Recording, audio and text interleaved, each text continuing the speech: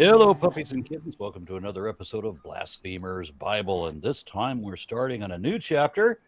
And Lawrence, you want to give us a heads up on this? A new chapter. We're starting on a new book entirely. Books within books confuses me. Fair enough. So yeah, we're hopping into Esther today. Esther's a really interesting book because this is in the Bible. It is one of the few things that I would call basically proper historical fiction. Yeah. Yes. It is it's not meant to be definitely shouldn't be taken literally. People have taken it literally, but they shouldn't. Still are. Still do, which is And still are. stupid. I know. So the one of the things that I should note first is that we have more copies of Esther, more fragments, more scrolls preserved of Esther than of any other biblical manuscript. And the scrolls, by the way. Peter, is there any reason we can't see the panel? That makes sense. It does, because it's one of the five Megilloth, right? So you have Lamentations, Song of Songs, Ecclesiastes, and then another one. It's common for Jewish people, religious Jewish people, to have their own copy of a whole scroll, written out properly. Right. I mean, it's only 10 chapters. It's about I think it's 12 columns of text. It's not that big of a deal to write one up, and so it's quite common for people to have their own one. Yeah, and this is basically sorry. I was gonna say so on Purim, the which Jewish is the holiday Purim, which this scroll is based. Well, this is the holiday which this what came first? Based upon. Right? Yeah. Which came came Esther first? or the Purim, we don't know, but we can argue that later. I want to hear about the traditions, which is why I dressed up, because you said Thursday we had to dress up. So I didn't say you had to. I just thought it would be fun. On Purim, obviously, public reading of the Book of Esther or the Scroll of Esther is very important. And one of the traditions people do is that when they read the book out loud in the synagogue, whenever they read out the name of Haman or Haman, the antagonist of the story, or the main antagonist, everyone makes noise to drown out his name. The Agraga, I don't know how you say it in Hebrew. Rashan. Rashan, like a noisemaker. Okay. Yes. I would like to say to everyone, if we could go ahead and pronounce it Haman, that would be great, because pronouncing it Haman makes me think of Paul Heyman. And I had a very similar problem, except I had to wonder: do you still have a Haman after you're no longer a virgin? Wow, that's a different problem, actually. That's what the Hamantosh is based on. So I either way here. So this does take place in the 5th century, and it says that it takes place during the reign of Ahasuerus, but who's that? I mean, the usual identification is Xerxes. Right? Yes. Xerxes is who it's likely meant to be, but the Greek text. There are 2 Greek texts, and they're significant. They're all significantly different. What we have Josephus. and Josephus too. So what we have of the manuscript evidence is actually fucking wide-ranging. We have the Masoretic text, right? But then we also have a significantly different, and it's very clearly a translation. In this, the Septuagint is very clearly a translation, but it also makes 6 really big additions to it. And then the rest of it is abbreviated. But then there's also the Alpha text, which are formerly known as the Lucianic version, and that one is straight up. It's even more abbreviated than the rest. So we're left with these 3. That one potentially came from another Hebrew text altogether. We don't really know. but it's preserved from like the 11th century, I think. So there is a lot when even talking about the original form of the text. And the thing is, we're not going to cover the Greek additions to Esther, I don't think. So we're just going to stick with the very basic Esther. Yeah, we're going to stick with what's in the canon right now. What's in the canon we're reading. We'll bring up some Midrash and stuff because some of them are very interesting. Right. Well, no, we should because I am interested in. I mean, the old joke is every Jewish holiday is they tried to kill us, we lived, let's eat. Yeah. But this one has a lot of fun traditions like dressing up. You said you dressed up as a clown a lot as a kid, different things. Is there any sort of traditional costume for this, or is it just whatever, like Halloween? No, I think generally dressing up as Mordecai or Queen Esther is like the most common, like the big one. You know, by the time you're like age 10, you're gonna be like, I don't want to be a Queen Esther. Yeah, you know. I used to dress up once. I was Queen Esther one year, and my sister was Mordecai. When I was in a year child, 3, I was in year 3, so I was like 9, 10. And I remember I went to my teacher's house, and they were like, "Oh wow, who is this?" I didn't know I had a girl in my class. when I was a child, I used to dress up as Zorro. Oh, see, now that's fun. And you get a sword. but then there was a stage where like I don't like doing this because my parents kind of forced me to have costume because that's fun. Parents. That's funny, yeah, so it was like eventually I was like I don't really like having costumes. So you know what? It's better than what I went through with Halloween and this is annoying. And not being allowed to dress up and go trick-or-treating because, Halloween is for demons. So, right. It's of the devil, as we all know. It is everything's of the devil. Yeah. The devil is very big. Do you enjoy it? It's of the devil. So I did want to note a few more things before we hop into it, right? So I already noted that, I already talked about Ahasuerus, right? But while it's supposed to be Xerxes from all from all the context we can tell. But the thing is, the Greek text preserves Artaxerxes, and then I think the Alpha text preserves was it Ahasuerus or something like that from what I remember. Josephus also identifies him with Artaxerxes. Right. Yeah. It's not Ahasuerus. No, because both of you are wrong. Dinosaur. Both of you are wrong. It's Achashverosh. Sorry, Tomer. So actually, you know what? No, I'm not sorry. The Hebrew name of the character is Achashverosh, but and the problem is that the Bible mentions Artaxerxes, which is Artaxerxes, which is definitely Artaxerxes. Right. Yes. So most people will say that Ahasuerus is supposed to be Xerxes because I think the actual which language would it be? Sorry, the actual Persian name is is not that far removed from Ahasuerus. The Xerxes. The Xerxes is the Greek name. I can't remember what the. Yeah, I'm not going to be able to say that, but I know I can say Ahasuerus. I mean, there are some who say that this is like even Jewish commentators, at least Chazal in Leviticus Rabbah, what was it? Leviticus Rabbah 13:5, and also Ibn Ezra. Yes, he appears here now. Who claimed that this was Artaxerxes.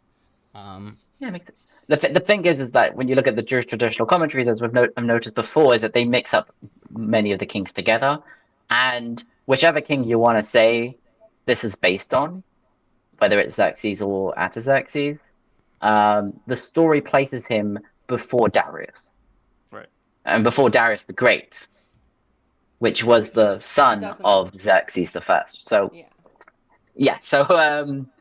but they also say that he's the king after Cyrus. So, if we were to go through, isn't it before? No.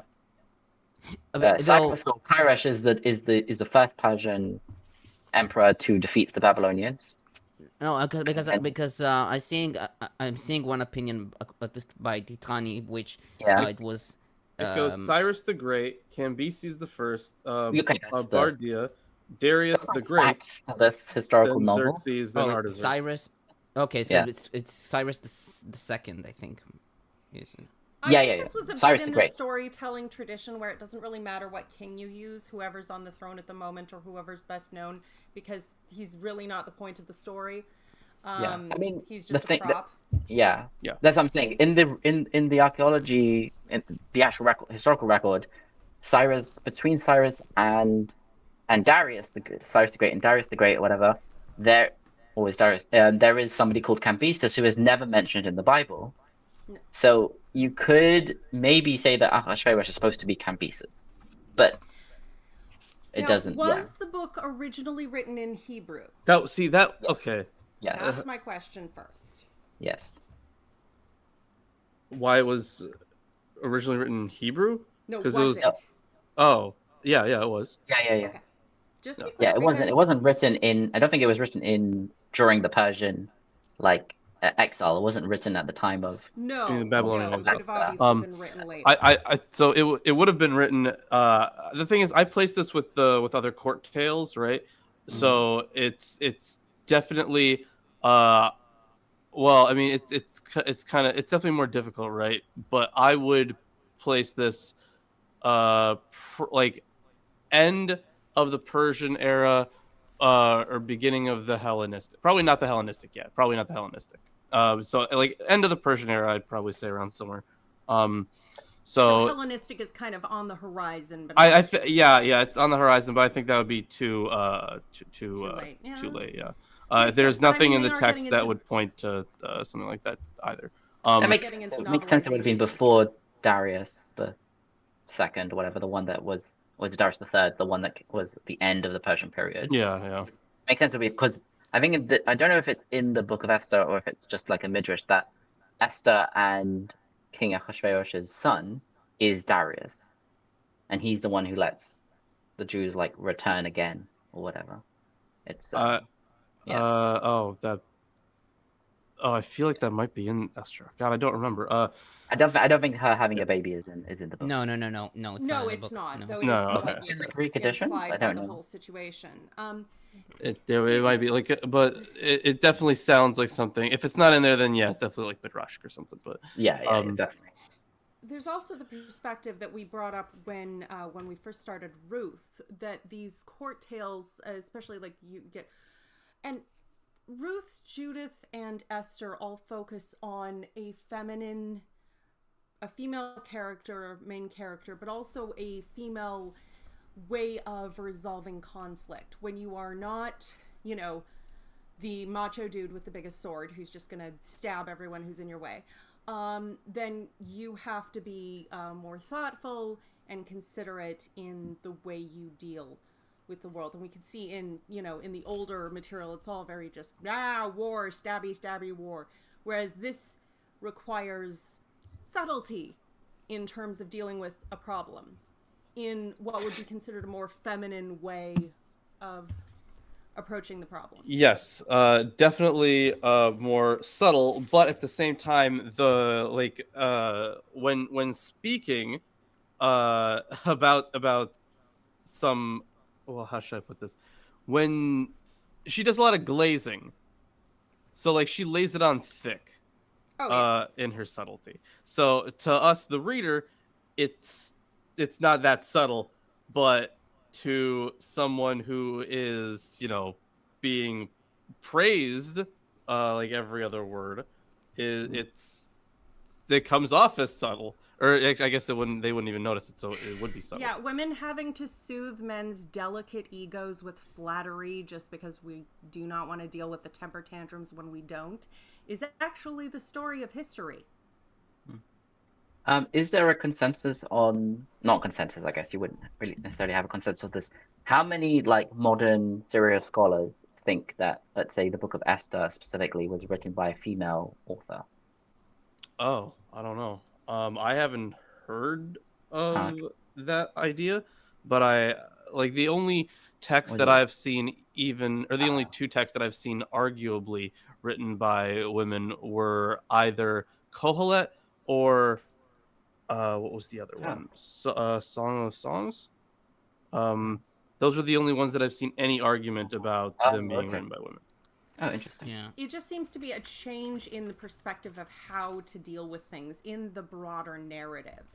And when I say feminine, I don't literally just mean women. I think, if you read the Tao Te Ching and he says, sort of talking about the yin and yang and know the masculine but keep to the feminine, in the sense of being more settled and not just active reactive, so it seems to be a very different way of thinking of things. And obviously you've got a fun historical fiction there, and maybe we have some part in the bloodline that gave us our freedom back and sent us home and yada yada yada. Yeah. Interesting. There's also a common, I don't know if this is considered a conspiracy theory or not, but like people like to bring up that Esther is similar to Astarte and Mordecai is similar to Marduk. Right. Okay. So here's what I can say.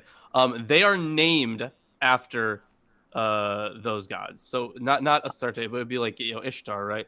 Ishtar. So they are named. They have those names. However, I would caution people because the story is not like a reflection of any story in the ancient Near East. There are parts of it that you can point to that are like, oh, this kind of sounds like, the Ilyanka myth, or this kind of sounds like something else. But the thing is, those models just kind of fall apart, or they have no way of historically, like for example, the Ilyanka myth, which shares probably the most similarities to Esther, is a Hittite myth, which then the Hittites just didn't exist anymore for a very, very long time. Why would this myth make it? Like, why would this be like a rewriting or a historicizing or even a critique on that myth? There's no purpose to that. So every single time that they try to tie this in with some other mythology, it just kind of falls apart. We don't really know. What we can say is those probably parts of it were definitely based on something else, like the fact that there even is Purim, right? Because Purim, the word Pur, it's an Akkadian word, meaning lot. So you have, and the thing is, calling a holiday Purim is kind of weird if you think about it, because, and this is something that Tomasino points out, he says that it would be like calling like Easter the day of the 30 shekels of silver. The day of betrayal. Yeah. Right, yeah, like because it was like used in like in someone being persecuted. Like it's a very weird reason for that. So the idea is that, and like I said, Pura is an Akkadian word. So the idea is that this was taking and reworking an existing Akkadian tradition. However, we don't know what that tradition is, because nothing that we find seems to perfectly match it. So there are a lot of questions surrounding that. So it's more likely that the name of the holiday existed, and then the book is trying to say this Goyrul is known in this foreign language as Pur, and that's the connection of this story to the day. And maybe, who knows, maybe we'll figure it out. Why not? Here on this show. Also, I should note before anyone gets too crazy about it, this never happened. This is not historical. No. There are a lot of historical issues with this, and while there have been a lot of apologetics, you can really only explain away like a couple things, and even then it's more of like, oh well, I guess we can't use that to critique it, but they've shown nothing to actually demonstrate this. So The answer is no. I mean, there's not even if it historical. was- There's even if enough it was We know the 100% history of true. apologetics is probabilities. just, can we cook up an excuse for it that might make it plausibly not completely bullshit, and then that's good enough. Right. Yeah. So that's basically where we're sitting. And I'm gonna cover at least some of those things as we come to them. So I Okay. think that was the main stuff I had to mention. Okay, we got a couple of comments to go through. A Duke of Many Things says, panel, your consensus opinions, please. Esther or Esther? It's Esther. It's Esther. Yeah. Yeah. And I don't know how to pronounce it in other way. Isaac. What? Nope, that's from somebody else. Okay, so Brian Forte says, Yes, since there are more copies of Esther than any other book, can we say that we have in Esther, what we have in Esther is the most accurate book of the Bible in terms of how close it is to the original? No, but I was just talking about that. That's because our main sources are so different from each other. In fairness, that is a reflection of an argument that Christians often give for how accurate the New Testament must be. And it's there are some gaps in the logic there. And then Reimer's Braggery says, wasn't Xerxes the one or other the antagonist in the Battle of Thermopylae? I think so. Yes. I think it was Xerxes, yeah. It was Xerxes. Yeah, Xerxes the first.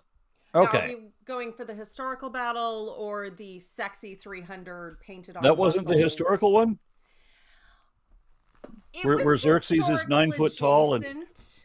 covered with body mods? Yes. I mean, the eyeliner was probably historically accurate. Okay. All right. So are we ready to read?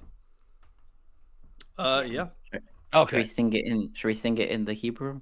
How about we never sing?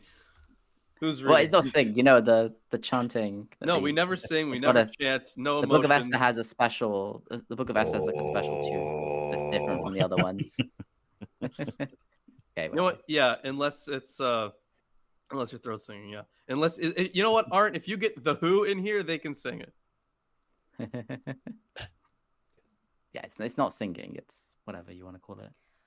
All right. Reading Esther. This happened in the days of Ahasuerus, the same Ahasuerus who ruled over 127 provinces from India to Cush. In those days, when King Ahasuerus sat on his royal throne in the citadel of Susa, in the 3rd year of his reign, he gave a banquet for all his officials and ministers. The army of Persia and Media, the nobles and the governors of the provinces were present, while he displayed the great wealth of his kingdom and the splendor and pomp of his majesty for many days, 180 days in all. When these days were completed, the king gave all the people present in the citadel of Susa, both great and small, a banquet lasting for 7 days in the court of the garden of the king's palace. There were white cotton curtains and blue hangings tied with cords of fine linen and purple to silver rings, and marble pillars. There were couches of gold and silver on mosaic pavement of porphyry, marble, mother of pearl, and colored stones. Drinks were served in golden goblets of different kinds, and royal wine was lavished according to the bounty of the king. Drinking was by ordinance without restraint. That's interesting. You will get drunk. For a week. Okay. Imagine, Uncle Sam, I want you to get wasted tonight. Okay, so drinking was by ordinance without restraint. You have to drink by law to get drunk. Interesting. For the king had given orders to all the officials of his palace to do as each one desired. Gave orders to do as each one desired. We'll get to it, Art. I promise. Oh boy. And you're sure this didn't happen? Furthermore, I mean, that part might have been kind of courtly behavior. kind of every once in a that part while. kind of happens. Yeah. Furthermore, Queen Vashti gave a banquet for the women in the palace of King Ahasuerus. On the 7th day, when the king was merry with wine, that's a clever way to put that, he commanded Mehuman, Biztha, Harbona, Bigtha, and Abagtha, Zathar, and Sarkis, the 7 eunuchs who attended him, to bring Queen Vashti before the king wearing the royal crown, and in order to show that the people and the officials her beauty, for she was fair to behold. But Queen Vashti refused to come at the king's command, conveyed by the eunuchs. At this, the king was enraged, and his anger burned within him. So his merry with wine turned into something else. Then the king consulted the sages who knew the laws, for this was the king's procedure toward all those versed in law and custom. And those next to him were Karshina, Shethar, Admatha, Tarshish, Meres, Marsina, and Memucan, the 7 officials of Persia and Media who had access to the king and sat first in the kingdom. According to the law, what is to be done with Queen Vashti, because she has not performed the command of King Ahasuerus conveyed by the eunuchs? Then Memucan said in the presence of the king and the officials, Queen Vashti has done wrong not only to the king, but also to all the officials and all the peoples who are in the provinces of King Ahasuerus. For this deed of the queen shall be made known to all women, causing them to look with contempt on their husbands, since they will say, King Ahasuerus commanded Queen Vashti to be brought before him, and she did not come. This very day, the noble ladies of Persia and Media who have heard the queen's behavior will rebel against the king's officials, and there will be no end of contempt and wrath. If it pleases the king, let a royal order go out from him, and let it be written among the laws of the Persians and the Medes, that it may not be altered, that Vashti is never again to come before King Ahasuerus. And let the king give his royal position to another who is better than she. So when the decree made by the king is proclaimed throughout all his kingdom, vast as it is, all women will give honor to their husbands, high and low alike. This advice pleased the king and the officials, and the king did as Memucan said. He sent letters to all royal provinces, and to every province in its own script, and to every people in its own language, declaring that every man should be master in his own house. And the letter began with, damn it, bitch. So already we have some, let's say, historical improbabilities. So not only is, Queen Vashti like not listening to the king, which is already improbable, there is also the this great feast, or this lavish banquet, where he is kind of, it's not necessarily like the banquet itself, but he's like showing how wealthy he is for like, what is it, like half a year or something like that. 180 days. So yeah. About 6 No, months. this doesn't sound all that unrealistic to me. I mean, I remember we used to, when I was a young man, we used to party at this woman's house, had a sign on the wall says, if you drink until you can't drive, drink until you can't stand.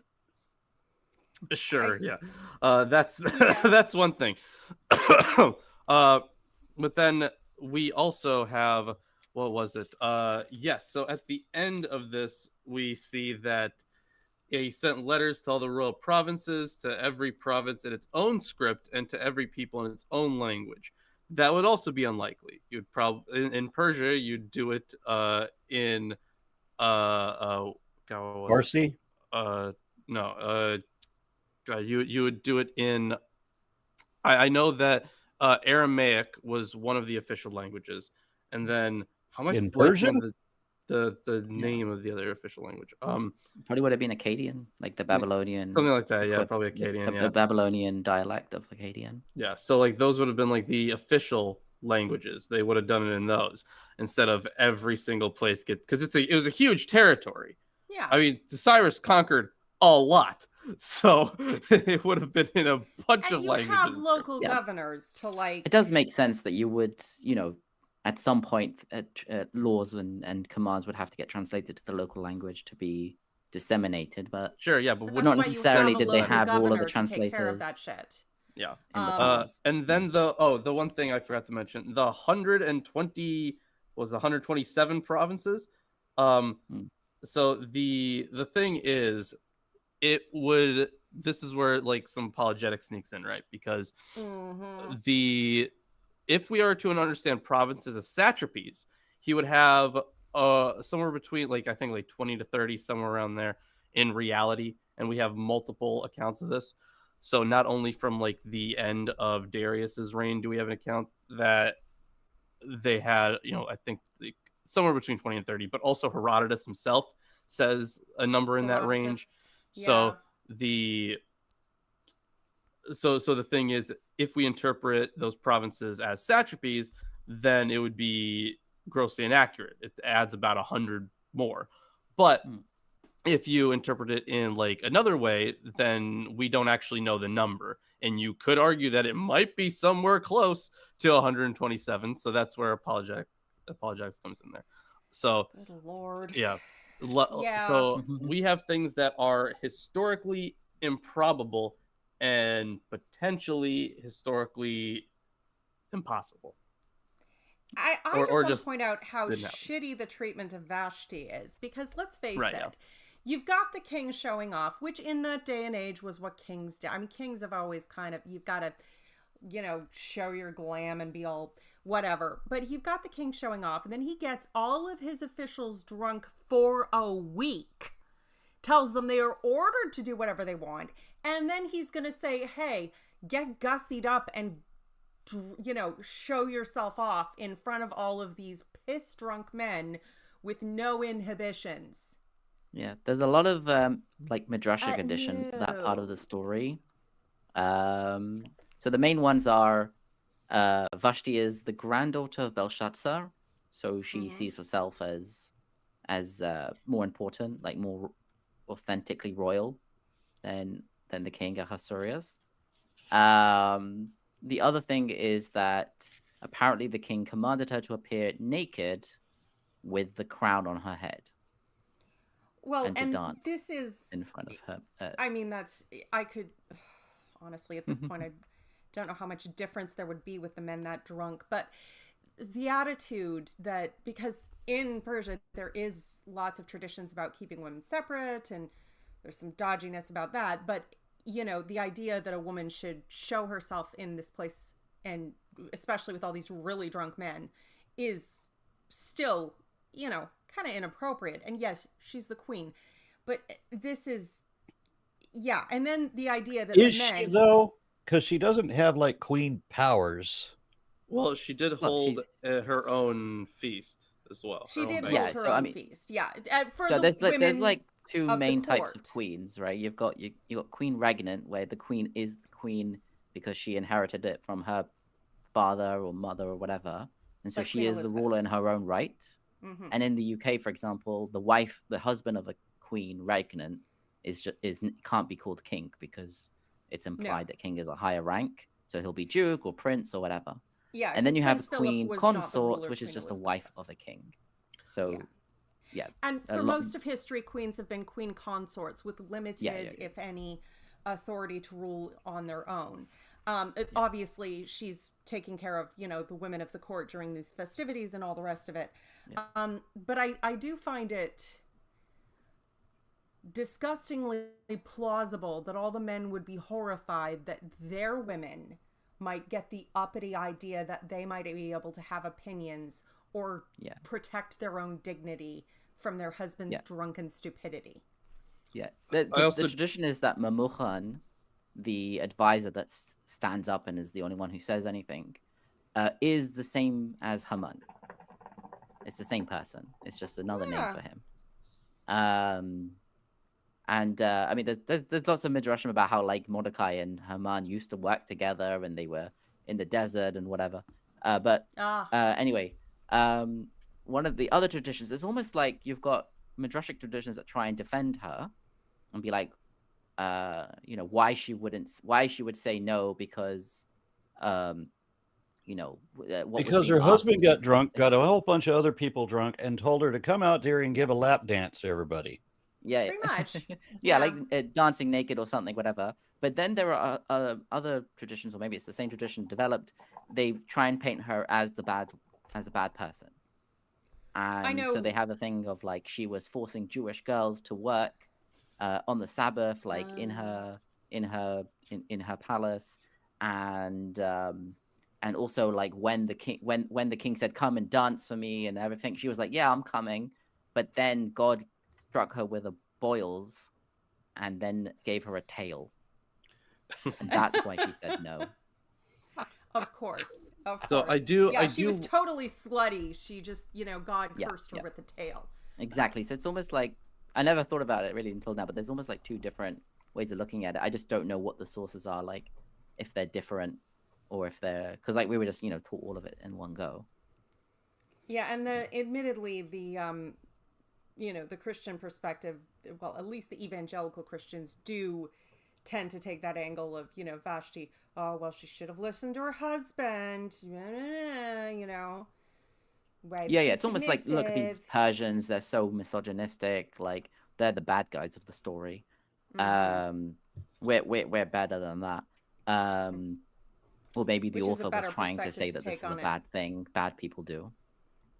Which is a better perspective to take on it than yeah. And obviously like more liberal Jewish tradition will try and like but will normally see Vashti as standing up to the king is kind of like a bit of a power move. And the book doesn't say what happens to her, like doesn't say if she's killed or not. I think the tradition is that she's killed, but it's probably more likely that she was just like banished to sent away or like small province. Yeah, another palace, or like within the palace. Like there was, I mean, if you go to like I don't know how far back it goes, but like at least during the Qing dynasty in China, there was this thing of the cold palace, where if there was a concubine who was out of favor, then all the servants would kind of mistreat her to the extent that she wouldn't have any heating, she would have bad food, and so it was just like this corner of the palace. She's got this official title, but like no one looks after her, so it's almost as bad as being killed. Sort of an in-house prison where you're just kind of forgotten and shoved away in a corner. Idea, yeah. And I want to note a couple things before we move on. One, in the Septuagint version, we have this entire thing beginning with a dream. Yeah, I forget exactly the details of it. I have to look into it again. A dream at the beginning of the book? The beginning, yeah. Oh, because there's definitely a dream in the middle, dreaming? but I forget. It's been a while. Okay. Yeah, but then I also want to note that Aaron was kind of harping on the whole like ordered them to drink like as much as they want without limit. Yeah, without limit. Yeah. So I did want to note another possible. Mordecai. I did want to note another possible translation here, and I'm sure Tomer will get to it. The rule regarding the drinking was that there was to be no compulsion, for the king had issued a command to all the stewards of his house that each man could drink as he desired. A little bit of a different interpretation there, but I'm sure Tomer will get to that. Yeah, there is a story about how like the Persians had this tradition of filling up a giant cup of wine, and you had to finish the whole cup, and they would like force it down your throat. And that was specifically said, oh, don't do that tradition at the feast. So my wife's favorite restaurant does that. Oh? So they bring you a thing of wine that is like 2.5 feet tall. Yeah. And I have to, over the course of the meal, I have to drink all of that. Oh, wow, okay. Actually, I was at a lovely house party at one of the churches I worked at, and I only had one glass of wine. It was, one of those fishbowl glasses. It was beautiful. I was taking transit home. It was fine. Yeah. But still, it was quite fun. Yeah. Okay, so we got some comments. Trevor Wright says, "Hey, the Persians were one of the most sophisticated groups of the ancient past. Is this one of the reasons as to why the narrative is based around significant nations or civilizations?" Well, it's based on it because that was their situation that they were living under after the exile. Okay. Because they were under Persian rule. Because that's when the province that formerly known as Israel would be Yehud. All right, and then some rando named Kip Davis says, "I haven't looked into it, but I think Esther may be the only queen in the Bible who is viewed favorably. Maybe the Queen of Sheba." Yeah. Well, the Queen of Sheba does seem to be viewed favorably-ish. Yeah, it's almost like there's not a lot in of Chronicles and stuff. They favorable- only seem to bring up the names of the queens in a sense when the names sometimes are mentioned, but the only ones who are like given any story are the ones that are like bad because they worshipped other gods or they were from the Israelite family, royal family. So Yeah, I mean, even Bathsheba, who isn't necessarily seen as a bad person, her story is certainly not kind. I don't know if she's ever even called queen. No, she is the queen mother, I suppose, because Solomon, her that's son, true. reigns. But yeah.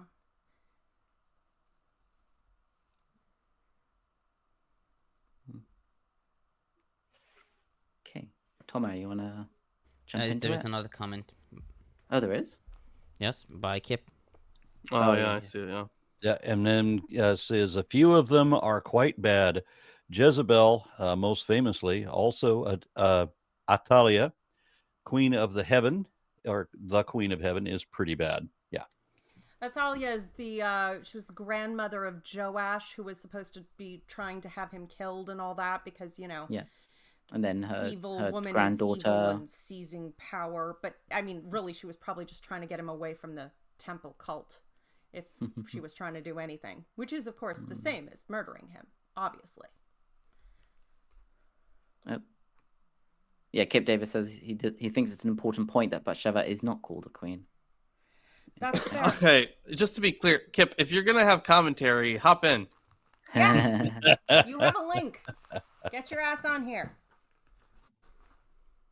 Yeah. But either way, I'm what's he gonna hand it referring off to when he says Queen of Heaven? I thought the Queen of Heaven was the goddess. Asherah. Yeah. Oh, right. I mean, okay, yeah, fair enough. But God is very pissy about all other divinities, regardless of context. But yeah, he really is bitchy about his ex-wife.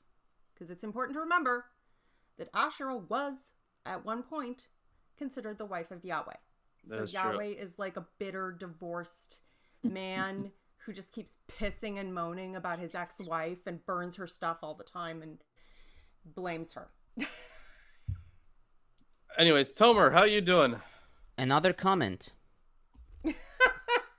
Wait, do we? Yeah, you don't have to read everyone. No. Well, Isaac yes, already we read do. that one. Oh, I he's read that editing one. his audiobook. That's Kip's excuse. No. There is another one. Yeah, I read one, that one. The one from Kip. Yeah, Isaac read it. Is it that he wanted to know that Bathsheba is not called a queen? Yeah. Yep. Yeah. Okay, so what I've done in this book is a kind of a rushed job, honestly, and not okay. Sorry, kind of a rushed job mainly because this week I had a lot of stuff, mainly my thesis and October 7th again. Yeah. So what I decided to do is to listen to Lilith's advice, because I always listen to Lilith, and mainly focus on the Jewish and Midrashic sources. But still, if like there is anything noteworthy that I get from the general commentaries, then I'll mention it like briefly, or I have it on screen as well. So for the traditionals and the thing is, there is a lot of Midrash on Esther, Yes. like a lot of sources. Midrash. There is a section in the Talmud which is completely dedicated to Esther. It's sometimes called the Babylonian Midrash of Esther. It's in Megilloth, I think 12a through 15 or 17a. I can't really recall. Yeah, so But there's a there whole is- tractate in the Talmud, which is like the tractate of Megillah, which means Yeah. the scroll or the letter. No, whatever. But it's referring to specifically Esther. And then within it, there's a few how many pages is it? Like 8 pages or something. I mean, Yes. yeah. I mean, the size of a page is whatever. There's a bunch of pages that are literally just like one long midrash in a sense. Yeah. Well, feel free to share a possibly slightly abbreviated version of the fun stories because I mean, I try to. I would. I mean, there's yeah. We'll get to Esther later. Character. So there is a commentary on a critical commentary on the Babylonian Esther Midrash by Eliezer Segal, and it is public. It is public. Like I forgot how to say this. It is Publicly available. Publicly available. Yes, it is publicly available. So if anybody wants to look into it, then he can. So the tradition. We also have Esther Rabbah, Midrash Abba Gurion, Midrash Panim Acherot, Midrash Haggadat Esther, I think. And we also no, not the Targums. The Targums, however, we do have. We do have 2 Targums of Esther, Right, which and aptly they are called expand. the first Targum, Targum Rishon, and the second Targum, which is Targum Sheni. And the oh Targums boy. is it's not just a translation. It's It's like a translation whole with all a bunch of things. For instance, in the first verse, I should have published some images of the length of the Targum for the first verse. But if this is the length of verse 1, this is the length for the Targum Rishon, and this is the length for Targum Sheni. It's insane. It's insane. and The it's amount not like of Aramaic is longer than Hebrew. It's just it's just expanded. yes, a whole bunch. So we also have the traditional commentators, which have returned. I think from Ruth, we have Rashi, the actual Rashi, not a pseudonymous one. We have Rashbam, we have Joseph Kara, we have Sadia Gaon, we have an anonymous French commentator, because that's the title. Yes, I abbreviated it to AFC. We have Ibn Ezra, back again, Gersonides, Ibn Kaspi, Isaiah Ditani, and Emmanuel the Roman. We also have Kip Davis in the chat room saying, some people have said that they really like an audiobook. That doesn't happen unless I record and edit the audio, which you can't do if you're listening to this show. And typing, yeah. Maybe he's editing. Yeah, Kip. Okay. So for the general commentaries, I have Adel Berlin's commentary on Esther from the Jewish Publication Society. I have Amos Hacham's commentary, which is mostly conservative and it is in Hebrew, but I personally really like Hacham's commentary. J.D. Levenson from the Old Testament Library. Jean Daniel Macchi from International Exegetical Commentary on the Old Testament. And Tomasino's on Esther, which Lawrence also has. I also have a commentary on the history of interpretation of Esther by Joe Carruthers called Esther Through the Centuries. And of course the Biblia Hebraica Quinta on Esther. Though again, because I'm mainly focusing on the Jewish exegesis because I didn't have the time to really go on in depth, I will seldomly use them. So yeah. Oh, did I miss it? No. Oh, and also I have one single Christian, which will be for the ancient Christians, and anybody can guess who might that be. Who might that be? No, it's not Not Bede. again. I already said it. It's not Bede. Okay, so you said someone from around the time of Bede, right? Yes, around the time of Bede. Was it a Gregory the Great? No, that's like 12th century, 10th century. Gregory the Great. Moroni. No. Wait. Oh, sorry, 6th century. Sorry, I'm fucked up. No, that's not him. Okay. I guess I'm not sure. Well, I'll just say it is Rabanus Maurus. Okay. What a Okay. name. Maru. Yes. Kip Davis adds that he stopped to grab coffee Also, the kids left a pile of dishes. I hate my kids. See, So, if, man, if, Kip, if, I'm glad you have a coffee. You might need it. You might need it. Yeah, we can't if do Kip it had without joined coffee. the show, he would have an excuse not to have to do the dishes. Just saying.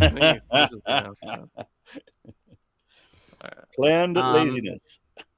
Yeah, so I think I've read somewhere, I don't know which commentary, is that because the book is mainly has a positive view on Jews, Christians really didn't commentate on it until like the medieval times.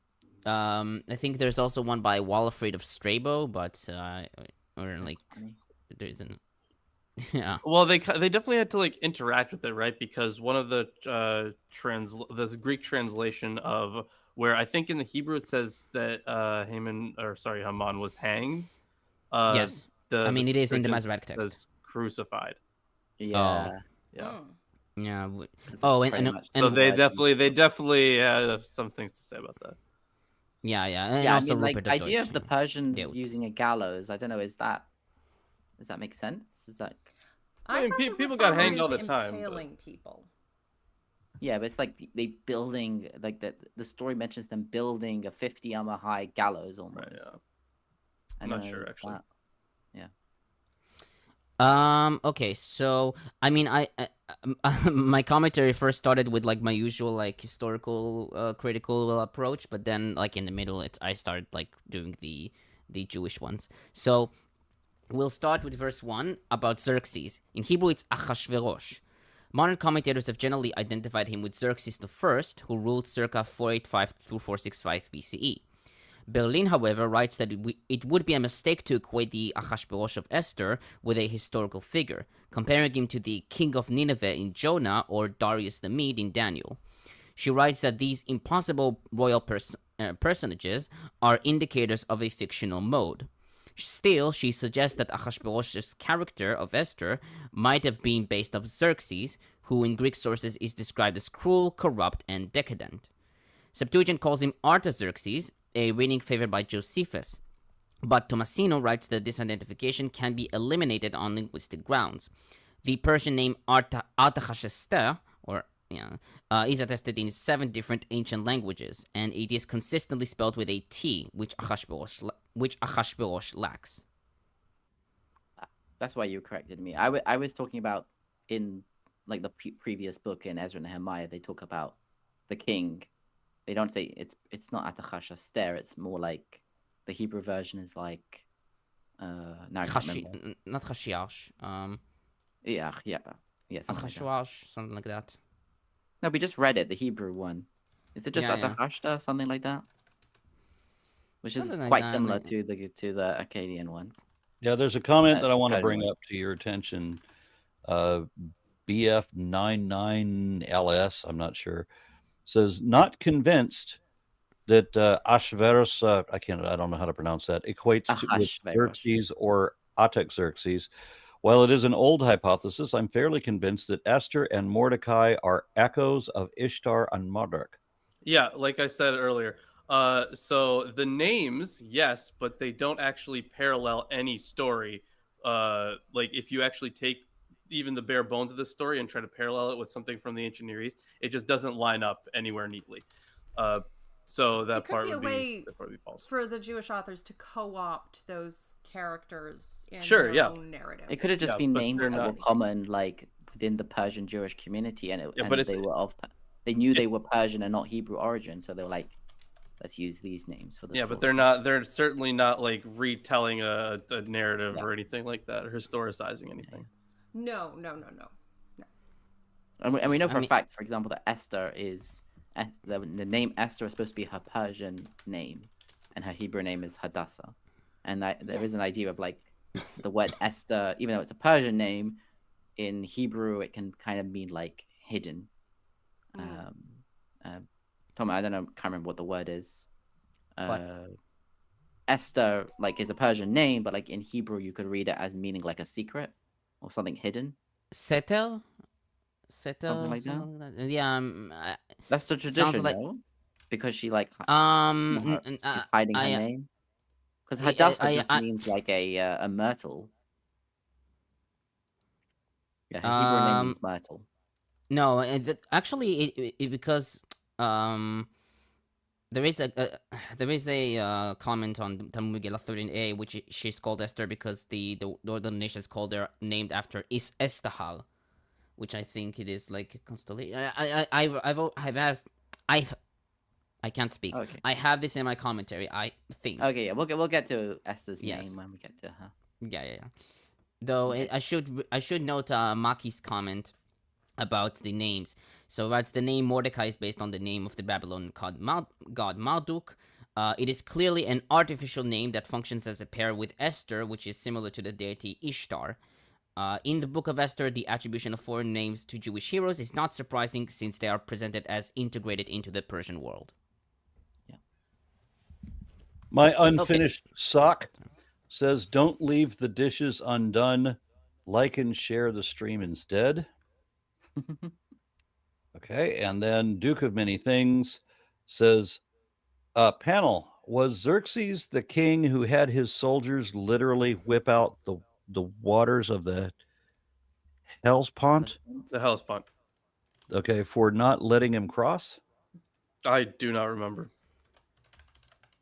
I mean, I should whip out my Persian history books because I do have those. Well, I mean, if it's the same Xerxes in the what's it called, the book, the oh no, getting confused with something else. But the one that was mentioned earlier, with the Battle of 300 and everything, Look at this neck. makes sense. Wow, that's cool. I mean, that does very much give off God King vibes of the, how dare nature not bend to my whim. Well, I hear the only thing I remember the Hellespont from is from like Roman period stuff. So I do not remember this story though. Does it just mean like Greek river? Shit. I mean, I am not sure about the. I knew a guy in the 80s who went by the name Hellspawn. Well, that's different. I remember a movie described that way too. Yeah, it's also known as the Dardanelles. It's like between Turkey and Greece, like the water. It's not a river. It's like the Mediterranean going into the Black Sea. The Sea of Hela. Okay. Either way, I think we should continue with some commentary. Yes. Yeah. Okay. Homer, quit holding the show up. Yeah, of course. Okay, who That's ruled two. over... No, we are still in one, Isaac. Oh. Don't be rude. On verse 1, who ruled over 127 provinces. Some commentators take the number to be exaggerated, since it contradicts other sources regarding the subdivisions of the Persian Empire. For example, Herodotus, in Histories 389 through 117, mentions 20 satrapies, but Berlin notes that most scholars do not view these satrapies as synonymous with the Persian district, or Dahyava. Macchi suggests that the number has a symbolic function, with 120 representing completion, plus 7 representing totality. If that is the case, he writes, then the number is not exaggerated. Peshitta reads 120. Sæbø, who wrote the Esther section for Biblia Hebraica Quinta, suggests that it assimilated with Daniel 6:2, but notes that in the identical instances in Esther 8:9 and 9:30, it has 127. I mean, the Hebrew word is Medina, and that's also a Persian. I don't know if it's a Persian word or Aramaic word, Medinata, which means like province, like Yehud Medinata. It's not a satrap, right? So, if it's Actually, a province I don't within know. a satrap, then maybe I don't know. Mm. Maybe it's too little. Yeah. Okay, so from India to Kush, Tomasino writes that India designates the northwestern region of the Indus River Valley, a region which had been conquered by Xerxes' father, Darius, and corresponds to modern western Pakistan. The term Kush generally refers to the southern region of Egypt, and by the time of Xerxes, the term had come to mean southern Egypt, Sudan, and northern Ethiopia. Berlin writes that the Bible's phrase echoes in part the Persian and Greek manner of describing the empire. Xenophon in Cyropaedia 881 writes that Cyrus's empire was bounded, quote, on the east by the Indian Ocean, on the north by the Black Sea, on the west by Cyprus and Egypt, and on the south by Ethiopia, end quote. Alpha Text and Vulgate have Ethiopia, Targum Rishon has Western Kush, and Septuagint omits Kush. And Yeah. also, I think in the not Midrash, well, it's you kind of call it a Midrash, but in the Talmud store part, I think it says something about them being next to each other. India and Kush? Yeah, Yeah, and 11a. Kush is Ethiopia. That's not. Yeah. 11A and it would 11 it'd be modern day generally. Ethiopia, Yeah. because it would be the region that was south of, like, what was it, like the second cataract or something of Egypt. So like when Egypt was expanding, like they would, like along the Nile, they would put basically like border markers, right? So you have the first, second, and third cataracts, and I think Kush was what they referred to. That was south of the second cataract, if I'm I remembering mean, that. did the Persian Empire actually go that far? Shut up. I mean, Levenson has Nubia instead. Yeah, Nubia is just the southern section of Egypt, really. Yeah. No, I think in Megillah 11a it says something like, he reigned from Hodor to Kush, which are situated alongside one another. So it's kind of, they're trying to say something more like that he ruled places nearby as the same way he ruled places that were far away. But obviously the original writer was probably more seemed to know better and was just saying the furthest stretches of the empire. Yeah, it's in Megillah 11a. Rav and Shmuel disagreed about its meaning. One said Hodu, or with India, is a country at one end of the world, and Kush is a country at the other end of the world. And one said Hodu and Kush are situated next to each other. And the verse means to say as follows: just as Achashverosh reigned with ease over the adjacent countries of Hodu and Kush, so too he reigned with ease from one end of the world to the other. Yeah, they do that in a lot of like the Sargon geography, for example. They do that kind of like, oh, this is the whole world, and it ranges from this country to this country to that country, and it always just describes the land that they've conquered. Yeah. Okay, on verse 2, Levenson comments, quote, why the text tells us that the initial events occurred when King Achashverosh sat upon his royal throne in Susa is unclear. Since the action occurs in the 3rd year of his reign, in verse 3, the reference cannot be to his enthronement. The rabbinic tradition may be correct that the clause refers to the point when he secured his reign after a 2-year period of political unsettlement, Talmud Megillah 11b. Others have suggested that the key word is Susa, and that the point is to distinguish this from other royal residences for which there is evidence, according to Patton. Given the importance of Susa throughout the book, this later suggestion seems the better one, though it should be noted that the Greek historian Herodotus, in 7-7, in a parallel to the rabbinic interpretation, tells us that Xerxes subdued Egypt only in his 2nd year, that is, just before the action of the Masoretic Esther commences.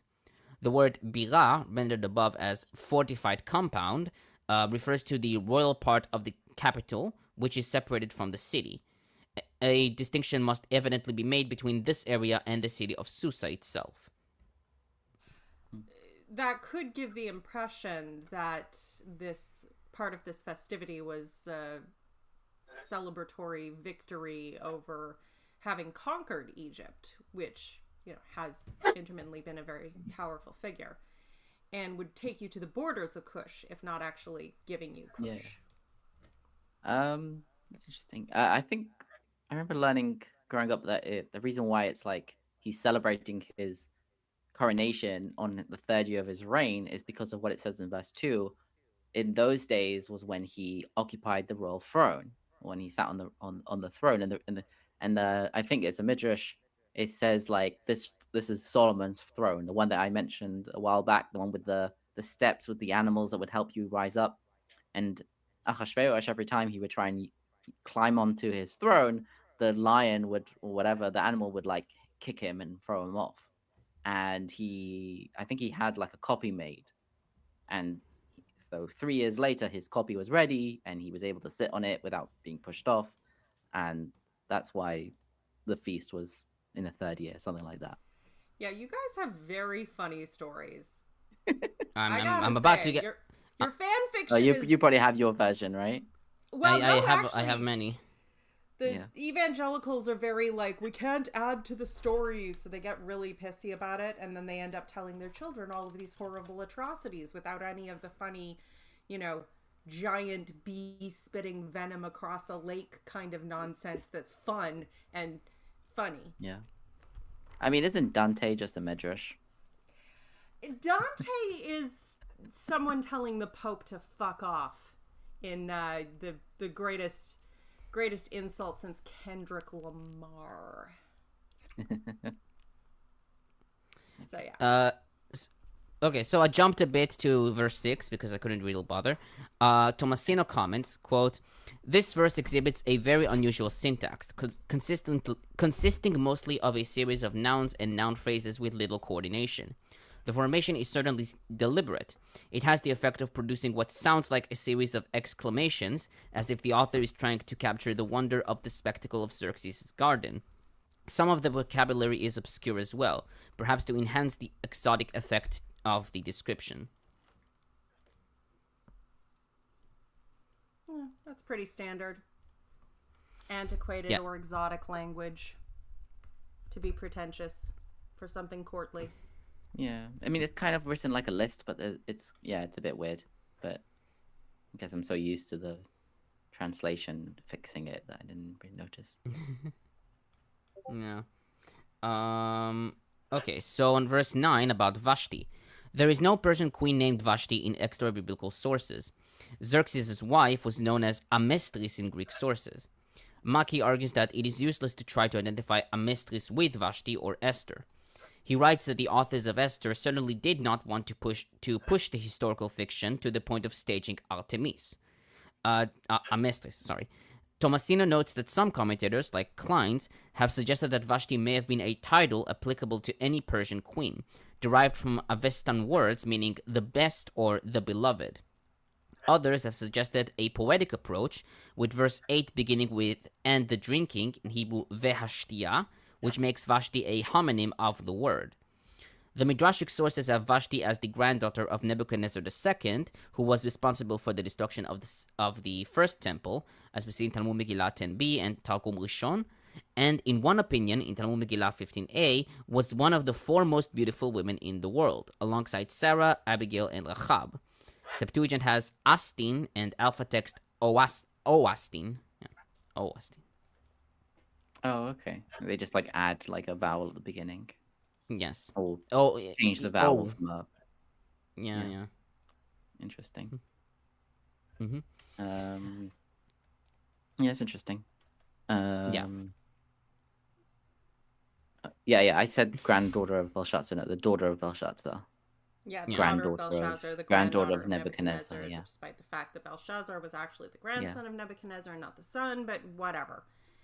Yeah, and also, the story with Belshazzar, with the writing on the wall and the vessels and stuff. So there's a tradition Mene, also. mene, tekel, perer. Yeah, mene mene tekel parsin. Yeah. Yeah, it's Daniel. Yeah. Yeah. So again, but the tradition is that in this feast, all these golden vessels, that there were actual vessels that were from the temple in Jerusalem being used. And for some reason, God didn't make a fuss about that, but well, that might have been part of what pushed him over the edge. It had nothing to do with the giant army on the outside that was besieging the city at the time. Yeah, no, it was because they drank from the magic golden cups and made God pissy. Yeah, I'm saying, but in the Book of Esther, there's no God doesn't do anything, right? So it's like, oh yeah, well, yeah, you don't know if it's the same golden goblets, but yeah, it's a Midrash. Presumably, the king, there's a lot of golden goblets, and I think there's even goblets. Maybe I'm getting confused if it's Achashverosh or Belshazzar, but he even dressed up as the high priest with the the stones breastplate and everything. That sounds like a Belshazzar thing. I could be wrong, but that does sound like. I mean, the Midrash might have done it for Belshazzar, both of them, who knows? he was the one who's supposed to have done the profane thing and then pissed off God, and then he drew on the wall. Like Yeah. They made that was he was definitely the bad guy, whereas this is just like a foreign conquering king kind of a bad guy, but not like a bad guy. You're a bad guy, but does not mean you're a bad guy. Yeah. My unfinished song says, "Hail Aaron, hail the panel, and hail Gargamel." Oh, wait. The Dardanelles. I have the same problem every time they mention Darius, and I'm thinking, that animated girl in high school? No. Oh, I loved her. Daria. She was so sarcastic and wonderful. Oh, and I should note that in Talmud Megillah 12a, we have Rabbi Abba ben Bar Kahana, who said that Vashti made the party in the king's palace rather than in the women's quarters, or harem, and suggests that both Vashti and Hashbosh had immoral intentions. And I really like this. Why did she do it in the king's palace? Yeah, there is sorry. I mean, it was still separate, right? Which is, I don't even know, like, from a Jewish perspective, it's like, of course the men and women had separate banquets, but like, I don't know, is that a thing in the Persian Empire? Like, I don't know. A lot of Persian culture has been rewritten by Islamic stuff, so it's really hard to sort of tell some of the cultural nuances before and after. There's definitely lots of stuff that's, regional, but honestly, I don't know that the wives would have wanted to be around their egotistical husbands drunk for a week. Like, but I guess I mean, if you had a harem system, it's totally possible that they would have had like a separate kind of feast, but I'm not 100% sure. Like I said, I just gotta go through some. I have a few books on Persian history, so I'm gonna have to go through some of those. Yeah. I mean, it makes sense. I think when you have I know that like the Greeks, for example, had like two sets of essentially Olympics. They had one for men and one for women. Both naked. Oh, and I also too. I also like that. Sorry. I also like that in the Talmud, this explains the folk saying that people say, he with pumpkins and his wife with zucchinis. What? Yes. About pumpkins, probably like gourds or something. I mean, in the sense, it's like what's that Segal notes that the proverb of Rav Papa is susceptible to several interpretations. Minimally, it has the sense of such English sayings as "what's sauce for the goose is sauce for the gander," or 6 of one and a half a dozen of the other. That is to say, the king and the queen were acting out of equally licentious motives. Yeah. Though there are some who had more specific context, I guess. Okay. Now we're moving to the Jewish exegesis part of the commentary. So on the verse 10, the 7 eunuchs. According to Esther Rabbah 3:12, when Achashverosh was merry with wine, quote unquote, Yahweh called the angel who is appointed over fury to say to Achashverosh, quote, Bizeta, plunder his house, in Aramaic, Boz Beitea, Harvona, destroy his house, Achariv Beitea, Bigta and Avakta, plunder, booze, and despoil, Bizbuz, replacing Gimel with Zain, etc., end quote. Rabbi Yaakov bar Avina interprets Zethar as, see the licentiousness, Zenut Re'eh, of that wicked one. And Rabbi Shmuel bar Nachman said that Karkas is Greek, meaning proclaim their doom, Karkason. Targum Rishon reads, Bigtha and Abaktha, the master of the universe, is going to squeeze you like a man who squeezes his grapes with a wine press twice. Okay. Yeah. Okay, there. This is the masters of the universe who are going to do this? Yes. The Not master. Skeletor? Yeah, I don't know if they're... I knew you were going to make some fucking He-Man joke. Is it just a list of names in like words that don't have any meaning, and they were like, why would God put a list of names here? There must be a secret meaning to it, and they just try to read into it. That's quite funny. Ibn Ezra notes that many explained Charbona, meaning he was the sword that was prepared to be quickly used against Haman, with the word Cherev meaning sword and Na meaning now. He notes that in the Midrash, in Esther Rabbah 10:9, Charbona is identified as Elijah. He writes, however, that the meaning is that he spoke well and acted like Elijah, also according to Emmanuel the Roman. Yeah. The tradition that Charbona, the eunuch that is, he comes up later in the story as like the messenger he's like running back and forth, returning messages between Esther and Mordecai, and the idea is that he's actually like Elijah or Elijah, yeah. Elijah, yeah. Like actually Elijah, or he's like a Yeah, because he never died, so he's just. Oh, Though right. there is No, but there isn't there an opinion that he's Daniel? No, I think that's somebody else. I think Opinion that who is there- Daniel? No, because Daniel would have been old by this point. He's Harvona, not. Harvona, the eunuch. one who of the does, like, eunuchs. Is there another one? No. Also, like he's I the think- one I who think like it could points out the gallows to the king at the end. Yeah. I mean, I think it does appear like in 7-9. I'm sure there's like Elijah, Daniel, an angel, whatever you want. Yeah. I mean, we'll later see. I think Memucan is Memucan. Oh, sorry. Maybe. Oh. Though we do have an opinion in Talmud Megillah 16a by. Memucan is Haman. There is another interpretation, Isaac. That Memucan is Daniel. I think either Mordecai or Daniel. I'll get to that. Oh, okay. Interesting. Though I wanted to say that there is another opinion with Rabbi Eliezer, according to Rabbi Eliezer in Talmud Megillah 16a, that Charbona was evil. It really depends. Yes. Interesting. Yeah. Okay, so on 11, to bring before him Queen Vashti wearing her royal crown. Several midrashim, like Esther Rabbah 3:13, Targum Rishon and Sheni, and Lekach Tov, claim that Vashti was to appear wearing nothing but the royal diadem. Thus, Esther Rabbah 3:13 reads, quote, Rabbi Ivu said, the atonement of Israel is that when Israel eats, drinks, and rejoices, they bless and praise and acclaim the Holy One, blessed be he. But when the nations of the world eat and drink, they engage in matters of lewdness. This one says, Medians are the most beautiful. That one says, Persians are most beautiful. That foolish one, Achashverosh, said to them, the vessel that this man uses, i.e. that I use, is neither Median nor Persian, but rather Chaldean.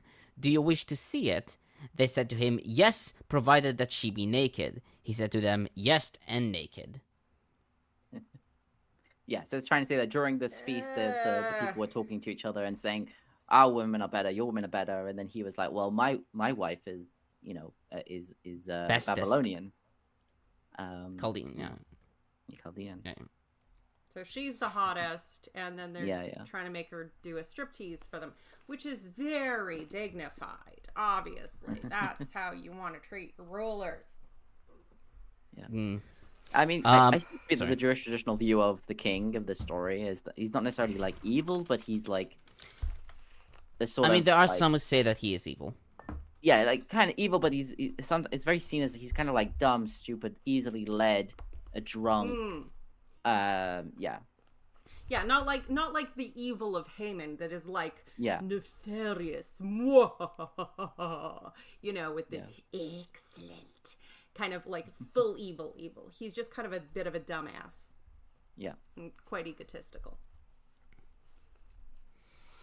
Okay, so according to Talmud Megillah 12b, Vashti would bring the daughters of Israel and strip them naked and make them do work on the Sabbath. For this reason, it was decreed upon her that she be slaughtered naked on the Sabbath.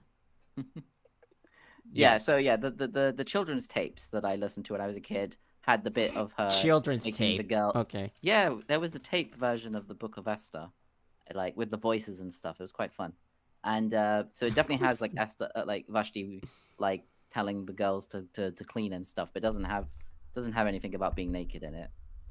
It does have. I wonder why. I had kids' tapes too of the Bible stories, and they were very literal about everything except sex. So they dramatized things, but in a sense, trying not to add anything to it. But like, Sodom and Gomorrah were just evil because they would beat up anyone who came through who didn't have enough money. Was kind of the thing. Okay. Which that's quite accurate. Like more accurate than a lot of Christians think. Yeah. Well, and these were Christian stories. Yeah. Saying like love. So much violence. But not the sex, because we can't have the children knowing about the sex. So there were a few stories that were left out, like Lot and his daughters, and that horrible Dinah. No, that was somewhat covered. They minimized sex. They didn't totally eliminate it. Obviously, someone had to get married and whatnot. I mean, they glossed over the fact that Esther wins basically a sex contest, but we will get to that. We're not there yet. Yes. So Targum Rishon, however, writes that because of this reason, she was that because she made the Israelite women work on the Sabbath, she was brought out in the nude, and the crown was on her head because of the merit of her grandfather Nebuchadnezzar. Yeah. Okay, so she was punished, but so what? She was dragged out naked? I don't think that happens in the story. What? No, I mean, no. The order is potentially naked, but definitely also with the crown. Be great. Okay, so happen, if not for the merit of Nebuchadnezzar, I don't know why that's a good thing. But she was royalty, I guess, and somehow religious people think that royalty is something special. It's funny that Lawrence would come and say that this is the book that is not true. This No. Hold up. Let me finish the thought. When the shit they're talking about here is so much more believable than everything else. Okay, hold up. So the stuff that we were reading before, right, was like historical theology. The stuff that we were reading even earlier was straight up mythology. But again, mythology and history are kind of intertwined. So that one, I don't even think, for the most part, should have been taken literally.